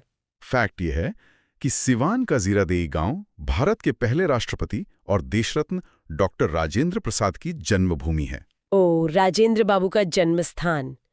इसके लिए क्या फनी ट्रिक दी है स्टडी टेक ने? ट्रिक बहुत ही शानदार और थोड़ी भावुक भी है। सिवान के जीरादेई गांव में राजेंद्र बाबू ने जन्म लेकर पूरे भारत का सीना गर्व से चौड़ा कर दिया। सीना चौड़ा कर दिया सिवान? वाह, सिवान और सीना को क्या गजब तरीके से जोड़ा है। हाँ, बहुत स्मार्ट तरीके से इसे डिजाइन किया गया है। लेकिन इस स्लाइड में एक वीवीआईपी फैक्ट भी है जो आपको सच में हैरान कर देगा। अच्छा, वो वीवीआईपी फैक्ट क्या है? वो ये है कि महात्मा गांधी ने जीरादेई गांव को तीर्थ स्थान कहा था। वेट, सच में तीर्थ स्थान कहा था? जी हाँ, प्लेस ऑफ पिलग्रिमेज। ये कोई साधारण बात नहीं है। ये तो बहुत ही बड़ी बात है। आमतौर पर तीर्थ स्थान तो हम किसी मंदिर, मस्जिद या धार्मिक स्थल को कहते हैं ना। हाँ, एक राजनेता के जन्म स्थान को महात्मा गांधी का तीर्थ स्थान कहना बहुत गहरी बात लगती है। बिल्कुल गहरी बात है। और इसके पीछे ना उस दौर की साइकोलॉजी छिपी है। 1920 और 30 के दशक में आजादी की लड़ाई देश के लिए किसी धर्म से कम नहीं थी। हाँ, मतलब राष्ट्रवाद ही सबसे बड़ा धर्म बन रहा था लोगों के लिए। सही कहा। डॉक्टर राजेंद्र प्रसाद एक बहुत ही अमीर और सफल वकील हो सकते थे। वो चाहते तो बहुत आराम की जिंदगी जी सकते थे। पर उन्होंने तो अपना सब कुछ छोड़ दिया था देश के लिए, एकदम फकीरों वाली जिंदगी चुनी थी। बिल्कुल। और उनका ये निस्वार्थ भाव इतना महान था कि गांधी जी की नजर में उनका वो त्याग किसी भी धार्मिक तपस्या से कम नहीं था। तो गांधी जी शायद इस एक शब्द के जरिए पूरे देश को एक मैसेज दे रहे थे कि ऐसे देशभक्तों की जन्मभूमि किसी मंदिर से कम पवित्र नहीं होती। एकदम सही समझा आपने। इसीलिए एग्जामिनर इस एक शब्द पर सवाल जरूर पूछता है। ये सिर्फ एक फैक्ट नहीं है, ये उस दौर के जज्बे का एक बहुत बड़ा सिंबल है। सच में ये ट्रिक्स कितनी आसानी से इतने भारी भरकम इतिहास को हमारे दिमाग में उतार देती हैं। हाँ, और अब इतिहास के इन पन्नों से निकलकर नोट्स हमें डेमोग्राफिक्स यानी जनसांख्यिकी की तरफ ले जाते हैं, जो 2011 की जनगणना पर आधारित है। जनगणना के आंकड़े, ये तो अक्सर एग्जाम्स में सबसे बड़ा चक्रव्यूह होते हैं। स्टूडेंट्स बहुत कंफ्यूज होते हैं इनमें। बिल्कुल। और इसीलिए इस अगली स्लाइड में शेखपुरा जिले का जिक्र है, जो 2011 के सेंसस का सबसे बड़ा ट्रैप है। शेखपुरा का ट्रैप। नोट्स आखिर बताते क्या हैं इसके बारे में? नोट्स ये बताते हैं कि पूरे बिहार में सबसे कम आबादी यानी लोएस्ट पॉपुलेशन शेखपुरा जिले की है। अच्छा, सबसे कम आबादी शेखपुरा की है और सबसे ज्यादा आबादी तो शायद पटना की है ना? हाँ, सबसे ज्यादा पटना की है। लेकिन असली ट्रैप यहाँ नहीं है। असली कंफ्यूजन तब होता है जब एग्जाम में 3 अलग-अलग फैक्ट्स एक साथ आते हैं। कैसे फैक्ट्स? देखो, सबसे कम जनघनत्व यानी डेंसिटी कैमूर की है। क्षेत्रफल में सबसे छोटा जिला शिवहर है। लेकिन जब बात आती है कि सबसे कम लोग कहाँ रहते हैं, तो सही जवाब शेखपुरा होता है। जनघनत्व, क्षेत्रफल और आबादी, ये तो सच में किसी का भी दिमाग घुमा दे।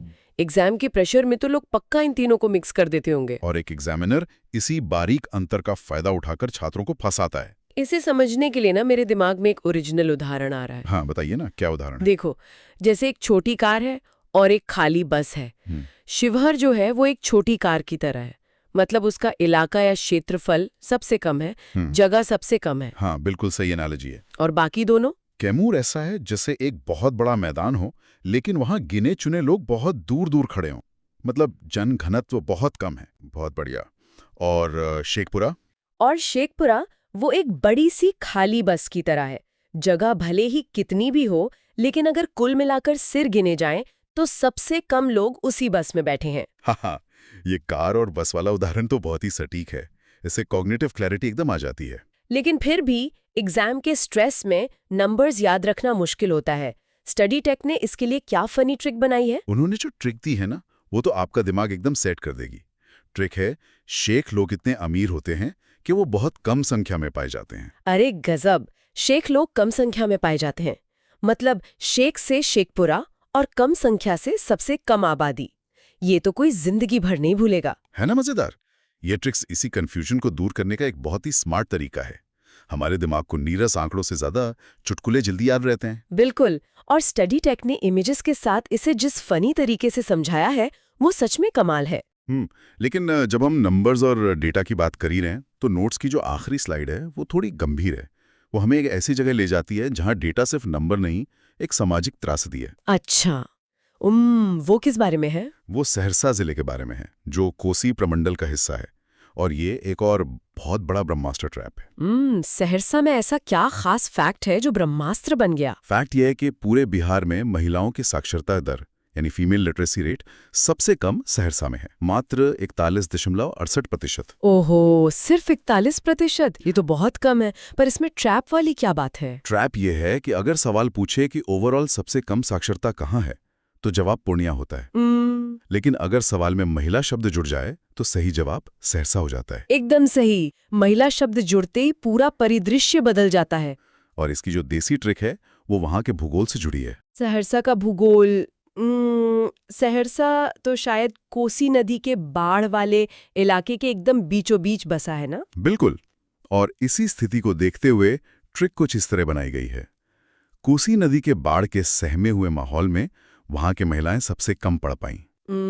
बाढ़ के सहमे हुए माहौल में सहमे से सहरसा। ट्रिक तो बहुत अच्छी है याद करने के लिए, लेकिन यहाँ मुझे एक बहुत कड़वा सवाल पूछना है। जी पूछिए। क्या यह सिर्फ एक इत्तेफाक है? मेरा मतलब कि जहाँ कोसी नदी की भयानक बाढ़ आती है, ठीक वहीं महिलाओं की साक्षरता सबसे कम है, या इस एक लाइन के ट्रिक के पीछे कोई बहुत गहरी सिस्टम की नाकामी है? आपने एकदम सही नस पकड़ी है। ये कोई इत्तेफाक नहीं है, और यहीं पर ये नोट्स एक सोशियोलॉजिकल स्टडी बन जाते हैं। वो कैसे? कोसी नदी को बिहार का शोक कहा जाता है। वो हर साल तबाही लाती है। बाढ़ का मतलब सिर्फ खेतों में पानी भरना नहीं है। बाढ़ का मतलब है स्कूलों का बह जाना, सड़कों का टूटना और महीनों तक रिलीफ कैंप्स में रहना। और जब ऐसी प्राकृतिक आपदा आती है तो उसका सबसे पहला और सबसे बुरा असर लड़कियों की पढ़ाई पर ही क्यों पड़ता है? क्योंकि जब सर्वाइवल का सवाल आता है ना, जिंदा बचने का संकट होता है, तो समाज का पैतृक ढांचा यानी पैट्रियार्की अपने सबसे कठोर रूप में सामने आ जाती है। मतलब जब परिवार आर्थिक रूप से टूटते हैं तो अगर थोड़े संसाधन बचे भी हैं तो वो बेटे को पढ़ाने में लगा दिए जाते हैं। हाँ, और दूसरी बात है सुरक्षा का संकट। जब चारों तरफ पानी भरा हो, रास्ते सुरक्षित ना हो, तो पेरेंट्स सबसे पहले अपनी बेटियों को स्कूल जाने से रोकते हैं। उन्हें घर के कामों में लगा दिया जाता होगा या छोटे भाई बहनों को संभालने में, ताकि माता पिता मजदूरी कर सकें। बिल्कुल। तो कोसी की बाढ़ सिर्फ जमीन नहीं काटती, वो हर साल वहां की लड़कियों की शिक्षा और उनके भविष्य की जड़ों को भी काट देती है। बाप रे, सुनकर तो रोंगटे खड़े हो गए। मतलब जिस सहमे हुए माहौल की बात ट्रिक में मजाकिया अंदाज में हुई है, वो सच में वहां की एक खौफनाक हकीकत है। यही वजह है कि भूगोल और जनसांख्यिकी का ये सीधा संबंध है। एक अधिकारी बनने वाले छात्र को सिर्फ फैक्ट्स नहीं, इन फैक्ट्स के पीछे की वजहों को समझना चाहिए। सही कहा। कोई प्यार से समझा जा सकता है। मंजिलें क्या हैं, रास्ता क्या है, हौसला हो तो फासला क्या है। बिल्कुल, क्या बात है। हाँ, मतलब अगर कोई भी बीपीएससी या किसी भी अन्य परीक्षा की तैयारी कर रहा है, तो आज की ये चर्चा एकदम ब्रह्मास्त्र होने वाली है। सही बात है, क्योंकि परीक्षाओं की तैयारी कोई स्प्रिंट तो है नहीं, ये पूरी एक मैराथन होती है।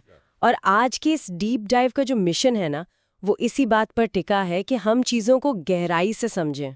बिल्कुल, गहराई से। आज हमारा लक्ष्य वो बस पन्नों पर लिखे तथ्यों को रट्टा मारना नहीं है, बल्कि उन ऐतिहासिक और जो भौगोलिक कारण है ना, उनकी जड़ों तक पहुंचना है। और इसीलिए दोस्तों, आज का ये सफर बहुत ही खास होने वाला है। आज हम स्टडी टेक द्वारा तैयार की गई जो बहुत ही शानदार स्लाइड्स हैं, उनके आधार पर बात करेंगे। मिशन 38 जिले के तहत बिहार के जो अंतिम बचे हुए जिले हैं, जैसे समस्तीपुर से लेकर वो खगड़िया तक का सफर, आज उसका हम पूरा गहन विश्लेषण करने वाले हैं। और इसमें हमारा नियम एकदम स्पष्ट है, रटना बिल्कुल मना है। हाँ, एकदम मना है। मतलब आज हम इन जानकारियों को दिमाग में ऐसे बैठाएंगे, कुछ मजेदार ट्रिक्स के साथ, कि परीक्षा में 100% अंक बिल्कुल बिना किसी तनाव के मिल जाएं। यही तो लक्ष्य है।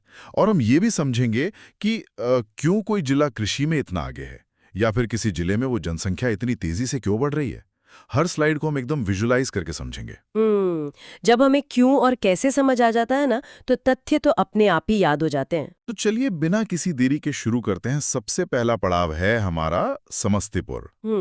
मतलब स्टडी टेक के नोट्स में इसे बहुत ही बेहतरीन तरीके से भारत में कृषि विज्ञान का जनक कहा गया है। साल 1905 और वो जगह पूसा। इसी समस्तीपुर के पूसा में भारत का सबसे पहला कृषि अनुसंधान केंद्र खुला था, जिसे आज हम डॉक्टर राजेंद्र प्रसाद केंद्रीय कृषि विश्वविद्यालय कहते हैं। देखिए, जो 1905 का साल था ना, ये हमारे इतिहास में बहुत निर्णायक था। उस समय ब्रिटिश हुकूमत को ये समझ आ गया था कि वो जो बार बार अकाल पड़ रहे थे। हाँ, अकाल तो बहुत पड़ते थे उस वक्त। बिल्कुल। तो उन्हें समझ आ गया कि सिर्फ पारंपरिक खेती के भरोसे इतने बड़े देश का पेट नहीं भरा जा सकता। उन्हें वहां वैज्ञानिक हस्तक्षेप की बहुत जरूरत महसूस हुई। लेकिन यहाँ मेरे मन में एक सवाल आता है। मतलब 1905 में तो भारत बहुत विशाल था ना। अंग्रेज चाहते तो अपनी पहले प्रयोगशाला कहीं भी खोल सकते थे। सही सवाल है। तो उन्होंने समस्तीपुर के इसी पूसा को ही क्यों चुना? क्या ये बस कोई रैंडम फैसला था, या यहाँ की मिट्टी में कुछ खास बात थी? अरे नहीं, ये कोई संयोग नहीं था। इसके पीछे पूरा एक भौगोलिक विज्ञान था। देखिए, हिमालय से जो नदियां निकलती है ना, उन्होंने हजारों सालों में यहाँ एक ऐसा जलोढ़ मैदान तैयार कर दिया था जो अपने आप में एक प्राकृतिक प्रयोगशाला है। अच्छा, जलोढ़ मैदान यानी वो एल्यूवियल प्लेन। हाँ बिल्कुल। नदियां अपने साथ जो गाद या सिल्ट लाती हैं, उसमें सूक्ष्म पोषक तत्वों का एकदम खजाना होता है। समस्तीपुर और उसके आसपास का जो इलाका था, वो उस उपजाऊपन के एकदम चरम पर था। मतलब मिट्टी एकदम परफेक्ट थी प्रयोग के लिए। एकदम परफेक्ट। अंग्रेजों को ऐसी ही जमीन चाहिए थी जहां मिट्टी के हर बदलाव को सटीकता से मापा जा सके। यहाँ का जल स्तर भी इतना सही था कि उन्होंने यहीं से पूरे भारत के लिए बीजों का मानकीकरण शुरू कर दिया। क्या बात है। मतलब आजादी से बहुत पहले ही इस इलाके ने कृषि शिक्षा की नींव रख दी थी। और दोस्तों, इस बात को हमेशा के लिए दिमाग में छापने के लिए स्टडी टेक की वो देसी ट्रिक बहुत काम आती है। हाँ, वो ट्रिक बहुत मजेदार है। बिल्कुल। बस कल्पना कीजिए कि बिहार के समस्त किसान, मतलब सारे के सारे किसान, अपना ट्रैक्टर और हल छोड़कर पीठ पर स्कूल बैग टांगकर एक साथ पूसा में जाकर बेहतरीन कृषि की पढ़ाई कर रहे हैं। अरे वाह, है ना? समझ से समस्तीपुर याद आ जाएगा और पढ़ाई से पूसा विश्वविद्यालय। कॉग्निटिव साइंस भी यही कहता है कि जब हम ऐसे थोड़े हास्यपूर्ण या अतिशयोक्ति वाले दृश्य दिमाग में बनाते हैं ना, तो याददाश्त बहुत मजबूत हो जाती है। दिमाग उसे तुरंत लॉन्ग टर्म मेमोरी में सेव कर लेता है। हाँ, वो स्कूल बैग वाले किसान तो कोई नहीं भूलेगा। खैर, कृषि से अब आगे बढ़ते हैं और चलते हैं एक एकदम तेज रफ्तार वाले जिले की तरफ, कोसी प्रमंडल का मधेपुरा जिला। मधेपुरा। इसे उद्योग और तेज रफ्तार के लिए जाना जाता है। यहाँ एक इलेक्ट्रिक लोकोमोटिव फैक्ट्री है, जहाँ फ्रांस की वो कंपनी है ना, एल्स्टॉम, उसकी मदद से भारत का सबसे शक्तिशाली 12,000 हॉर्स पावर का रेल इंजन बना है। देखिए, ये 12,000 हॉर्स पावर कोई छोटी बात नहीं है। मतलब अक्सर हमारी मालगाड़ियां इसलिए लेट होती हैं क्योंकि इंजनों में भारी वजन खींचने की ताकत ही नहीं होती। हाँ, वो धीरे धीरे रेंगती रहती हैं। बिल्कुल। और जब हम डेडिकेटेड फ्रेट कॉरिडोर जैसी बड़ी परियोजनाओं की बात करते हैं, तो वहां ऐसे इंजनों की जरूरत है जो हजारों टन कोयला लेकर भी 100 से 120 किलोमीटर प्रति घंटे की रफ्तार से भाग सकें। मतलब पूरा लॉजिस्टिक्स का गेम ही बदल जाएगा इससे। एकदम बदल जाएगा। ये इंफ्रास्ट्रक्चर के विकास का एक बहुत बड़ा उदाहरण है। लेकिन यहाँ एक बहुत बड़ा पेंच है। मतलब भारी इंफ्रास्ट्रक्चर और इतनी आधुनिक तकनीक सुनकर लगता है कि मधेपुरा एकदम विकसित समाज होगा। पर स्टडी टेक के नोट्स में 2011 की जनगणना का एक ऐसा ट्रैप फैक्ट है जो चौंका देता है। हाँ, वो विरोधाभास। बिल्कुल। मतलब 2001 से 2011 के बीच राज्य में जिस जिले की जनसंख्या सबसे तेजी से बढ़ी, वो मधेपुरा ही था। 31.12% की वृद्धि दर। ये तो पूरी तरह से उल्टा हो गया ना। और यही चीज जनसांख्यिकी को इतना रोचक बनाती है। मतलब सामान्य जो जनसांख्यिकी संक्रमण मॉडल होता है, वो कहता है कि औद्योगिकरण आएगा तो शिक्षा बढ़ेगी, स्वास्थ्य सुधरेगा और जनसंख्या की रफ्तार कम होगी। तो फिर मधेपुरा में ये थ्योरी फेल क्यों हो गई? फ्रांस की तकनीक का वहां के लोगों पर कोई असर नहीं हुआ क्या? देखिए, असर होता है, लेकिन इसमें एक टाइम लैग होता है, समय का अंतराल। अच्छा, टाइम लैग। हाँ, एक रेल इंजन की फैक्ट्री तो आप रातों रात लगा सकते हैं, करोड़ों का निवेश आ जाएगा। लेकिन शिक्षा, महिला सशक्तिकरण या जो परिवार नियोजन जैसी चीजें हैं ना, उन्हें जमीन पर उतरने में पीढ़ियां लग जाती हैं। मतलब औद्योगिक विकास आ गया, पर सामाजिक विकास से भी पीछे है। बिल्कुल। मधेपुरा यही दिखाता है कि सिर्फ इंडस्ट्रियल कैपिटल लाने से ह्यूमन कैपिटल अपने आप नहीं बन जाता। ये असंतुलन का एक बहुत क्लासिक केस स्टडी है। ये तो बहुत गहरी बात बताई आपने। और दोस्तों, परीक्षा के लिए इसे याद रखने की ट्रिक भी उतनी ही तेज है। बस सोचिए कि मधेपुरा का रेल इंजन इतनी तेजी से चला कि उसके पीछे पीछे वहां की जनसंख्या का ग्राफ भी एकदम रॉकेट की तरह राज्य में सबसे तेजी से बढ़ गया। अरे बहुत बढ़िया। इंजन और जनसंख्या दोनों की रफ्तार एक साथ जुड़ गई। हाँ, इससे वो 31.12% का जो आंकड़ा है, वो छप जाएगा दिमाग में। खैर, अब इस मशीनी रफ्तार से निकलकर हम थोड़े शांत और साहित्यिक माहौल में चलते हैं, अररिया जिले की तरफ। अररिया। नेपाल बॉर्डर से सटा हुआ ये जिला हिंदी साहित्य के महानायक फणीश्वर नाथ रेणु जी की जन्मभूमि है। अच्छा। उनका वो गांव है ना, औराही हिंगो। हाँ, औराही हिंगना। देखिए, रेणु जी सिर्फ एक लेखक नहीं थे, वो एक पूरी विधा के जनक थे। उनका जो उपन्यास है मैला अंचल, वो सिर्फ कहानी नहीं है, वो उस पूरे कोसी इलाके का एक सच्चा दस्तावेज है। परीक्षाओं में ये आंचलिक साहित्य के बारे में बहुत पूछते हैं, लेकिन ये आंचलिक होने का असली मतलब क्या है? क्या बस गांव की भाषा बोल देना आंचलिक होता है? नहीं, ये उससे कहीं बहुत गहरा है। मतलब जो पारंपरिक साहित्य होता है उसमें कोई एक हीरो या हीरोइन होती है, लेकिन मेला अंचल में कोई इंसान नायक नहीं है।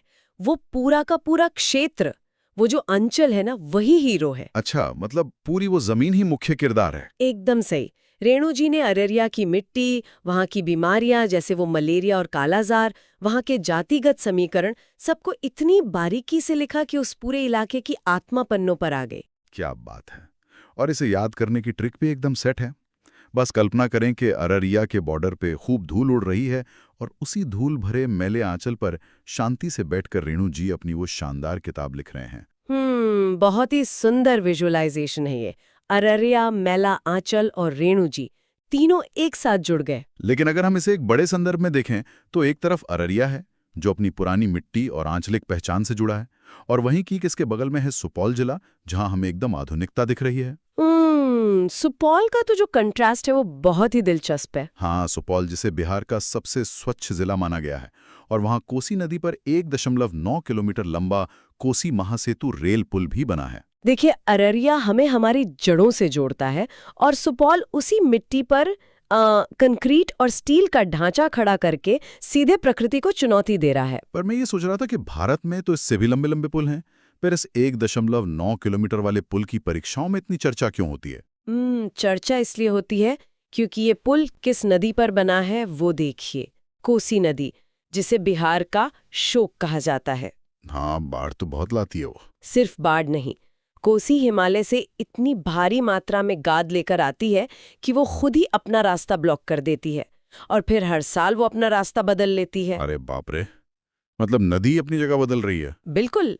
अब आप ही सोचिए, एक ऐसी नदी जो अगले साल कहाँ से बहेगी किसी को नहीं पता, उस पर एक पक्का पुल बनाना इंजीनियरों के लिए कितना बड़ा सिरदर्द रहा होगा। मतलब उन्हें सिर्फ पुल नहीं बनाना था, नदी को भी कंट्रोल करना था। हाँ, इसके लिए उन्हें भारी रिवर ट्रेनिंग वर्क्स करने पड़े, गाइड बंड्स बनाने पड़े ताकि नदी उसी पुल के नीचे से बहे। तो ये महासेतु सिर्फ एक पुल नहीं है, ये इंसान के संघर्ष और उसके समाधान की कहानी है। और इतनी बाढ़ और तबाही झेलने के बाद भी सुपौल का सबसे स्वच्छ जिला बन जाना, ये तो सच में प्रशासकीय इच्छा शक्ति की मिसाल है। बिल्कुल है। और सुपौल की हमारी देसी ट्रिक भी एकदम बाढ़ वाली ही है। मतलब सोचिए कि कोसी की बाढ़ आई और पूरा का पूरा एक सूप यानी सुपौल पानी से लबालब भर गया। और जब सूप भर गया तो लोगों ने हार नहीं मानी, उसी सूप के ऊपर से निकलने के लिए एक बहुत लंबा महासेतु बना दिया। अरे वाह, सूप और महासेतु, ये तस्वीर तो कभी नहीं भूलेगी। एकदम दिमाग में छप जाएगी। अब इस संघर्ष से आगे बढ़ते हैं मुंगेर प्रमंगल की ओर। मुंगेर से कटकर बना है लखीसराय जिला। यहाँ कोई बाढ़ या पुल का मामला नहीं है, यहाँ बात है आस्था की।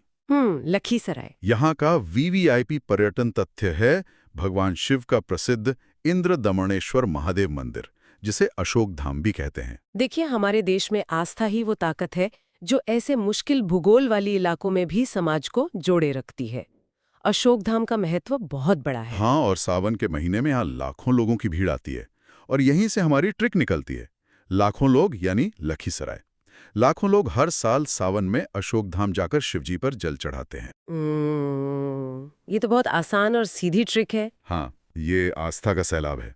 लेकिन अब लखीसराय के इस शांति से हम बढ़ रहे हैं मुंगेर प्रमंडल के आखिरी जिले खगड़िया की तरफ। और भाई, यहाँ की स्थिति तो सच में खौफनाक है। खगड़िया मतलब जिसे 7 नदियों का चक्रव्यूह कहा जाता है। एकदम सही। मतलब एक या दो नहीं, गंगा, कोसी, बागमती, कमला, ऐसी पूरी 7 नदियों से घिरा हुआ ये जिला। और इसी चक्रव्यूह के बीच में है मानसी जंक्शन, जो बाढ़ के मामले में बिहार के सबसे खतरनाक रेलवे जंक्शनों में गिना जाता है। देखिए, अगर इसे हाइड्रोलॉजी के नजरिए से समझे ना, तो ये इलाका एक बड़े ड्रेनेज बेसिन या एक कटोरे की तरह है। अच्छा, कटोरा? हाँ। अब जब 7 नदियां एक ही जगह से गुजरेंगी तो मॉनसून में यहाँ एक भयंकर हाइड्रोलॉजिकल ट्रैफिक जैम लग जाता है। पानी को निकलने की जगह ही नहीं मिलती, पूरा का पूरा जिला जलमग्न हो जाता है। और ऐसे में मानसी जंक्शन को चालू रखना तो नामुमकिन सा लगता है। ये सिविल इंजीनियरिंग के लिए सच में एक बुरा सपना है। जब ट्रैक के नीचे पानी भरता है तो पटरियों के नीचे के वो पत्थर जो होते हैं ना, वो बह जाते हैं। हाँ, बेलास्ट जो होता है। बिल्कुल, मिट्टी धंसने लगती है। तो मानसी जंक्शन सिर्फ एक स्टेशन नहीं है, ये इस बात का प्रतीक है कि इंसान हर साल प्रकृति से अपनी जमीन बचाने की लड़ाई कैसे लड़ रहा है। मतलब एक तरफ लखीसराय में श्रद्धालुओं की बाढ़ है और दूसरी तरफ खगड़िया में 7 नदियों की असली बाढ़ है। बिल्कुल एकदम सही तुलना है ये। और खगड़िया की ट्रिक तो एकदम हॉलीवुड फिल्म के सीन जैसी है। सोचिए कि खगड़िया में 7 नदियों का पानी एक साथ आ गया है और उस भयंकर बाढ़ में वहां का रेलवे जंक्शन यानी मानसी जंक्शन पटरियों समेत पूरी तरह से डूब गया है। 7 नदियां और डूबता हुआ जंक्शन, ये विजुअलाइजेशन परीक्षा के लिए बहुत असरदार है। तो दोस्तों, इसी शानदार विश्लेषण के साथ मैं बहुत खुशी से ये घोषणा करता हूं कि मिशन 38 जिले कंप्लीट। अरे वाह, बधाई हो। हाँ, हमने समस्तीपुर के खेकड़ा से लेकर मधेपुरा के रेल इंजन, अरेरिया के साहित्य, सुपौल के पुल, लखीसराय के मंदिरों और खगड़िया की नदियों तक का पूरा सफर तय कर लिया है। ये सफर वाकई बहुत अद्भुत रहा। लेकिन आज की चर्चा खत्म करने से पहले मैं एक विचार छोड़ना चाहूंगी जिस पर सोचने की बहुत जरूरत है। हाँ, बिल्कुल, बताइए। हम अक्सर पढ़ते हैं ना कि समाज का विकास अच्छी परिस्थितियों में होता है। सही बात है। लेकिन जरा सोचिए, जिस राज्य में खगड़िया जैसी 7 नदियों का बाढ़ वाला चक्रव्यूह है, वहीं सुपौल जैसे इलाके भी हैं जो हार न मानकर 1.9 किलोमीटर लंबे पुल बना रहे हैं। बिल्कुल, प्रकृति से सीधी लगाई। हाँ, और इसी बाढ़ और तबाही के संघर्ष के बीच फणीश्वर नाथ रेणु जैसा विश्व स्तरीय साहित्य भी जन्म ले रहा है। तो क्या ये कठोर भौगोलिक चुनौतियां ही हैं जो किसी समाज को बौद्धिक और सांस्कृतिक रूप से इतना मजबूत बनाती हैं? क्या बिना इतने बड़े संघर्ष के हम इतनी गहरी समझ और तकनीक विकसित कर पाते? इस पर विचार जरूर कीजिएगा। ये तो सच में बहुत गहरा सवाल है। मतलब भूगोल सिर्फ नक्शे की लकीरें नहीं है, ये इंसान के हौसले की कहानी है। मुझे उम्मीद है दोस्तों कि आज के इस डीप डाइव के बाद ये सारे तथ्य आपके दिमाग में छप गए होंगे। ऐसे ही वीडियो के लिए स्टडी टेक को सब्सक्राइब करें और लाइक करना न भूलें। मिलते हैं अगले डीप डाइव में। जय हिंद।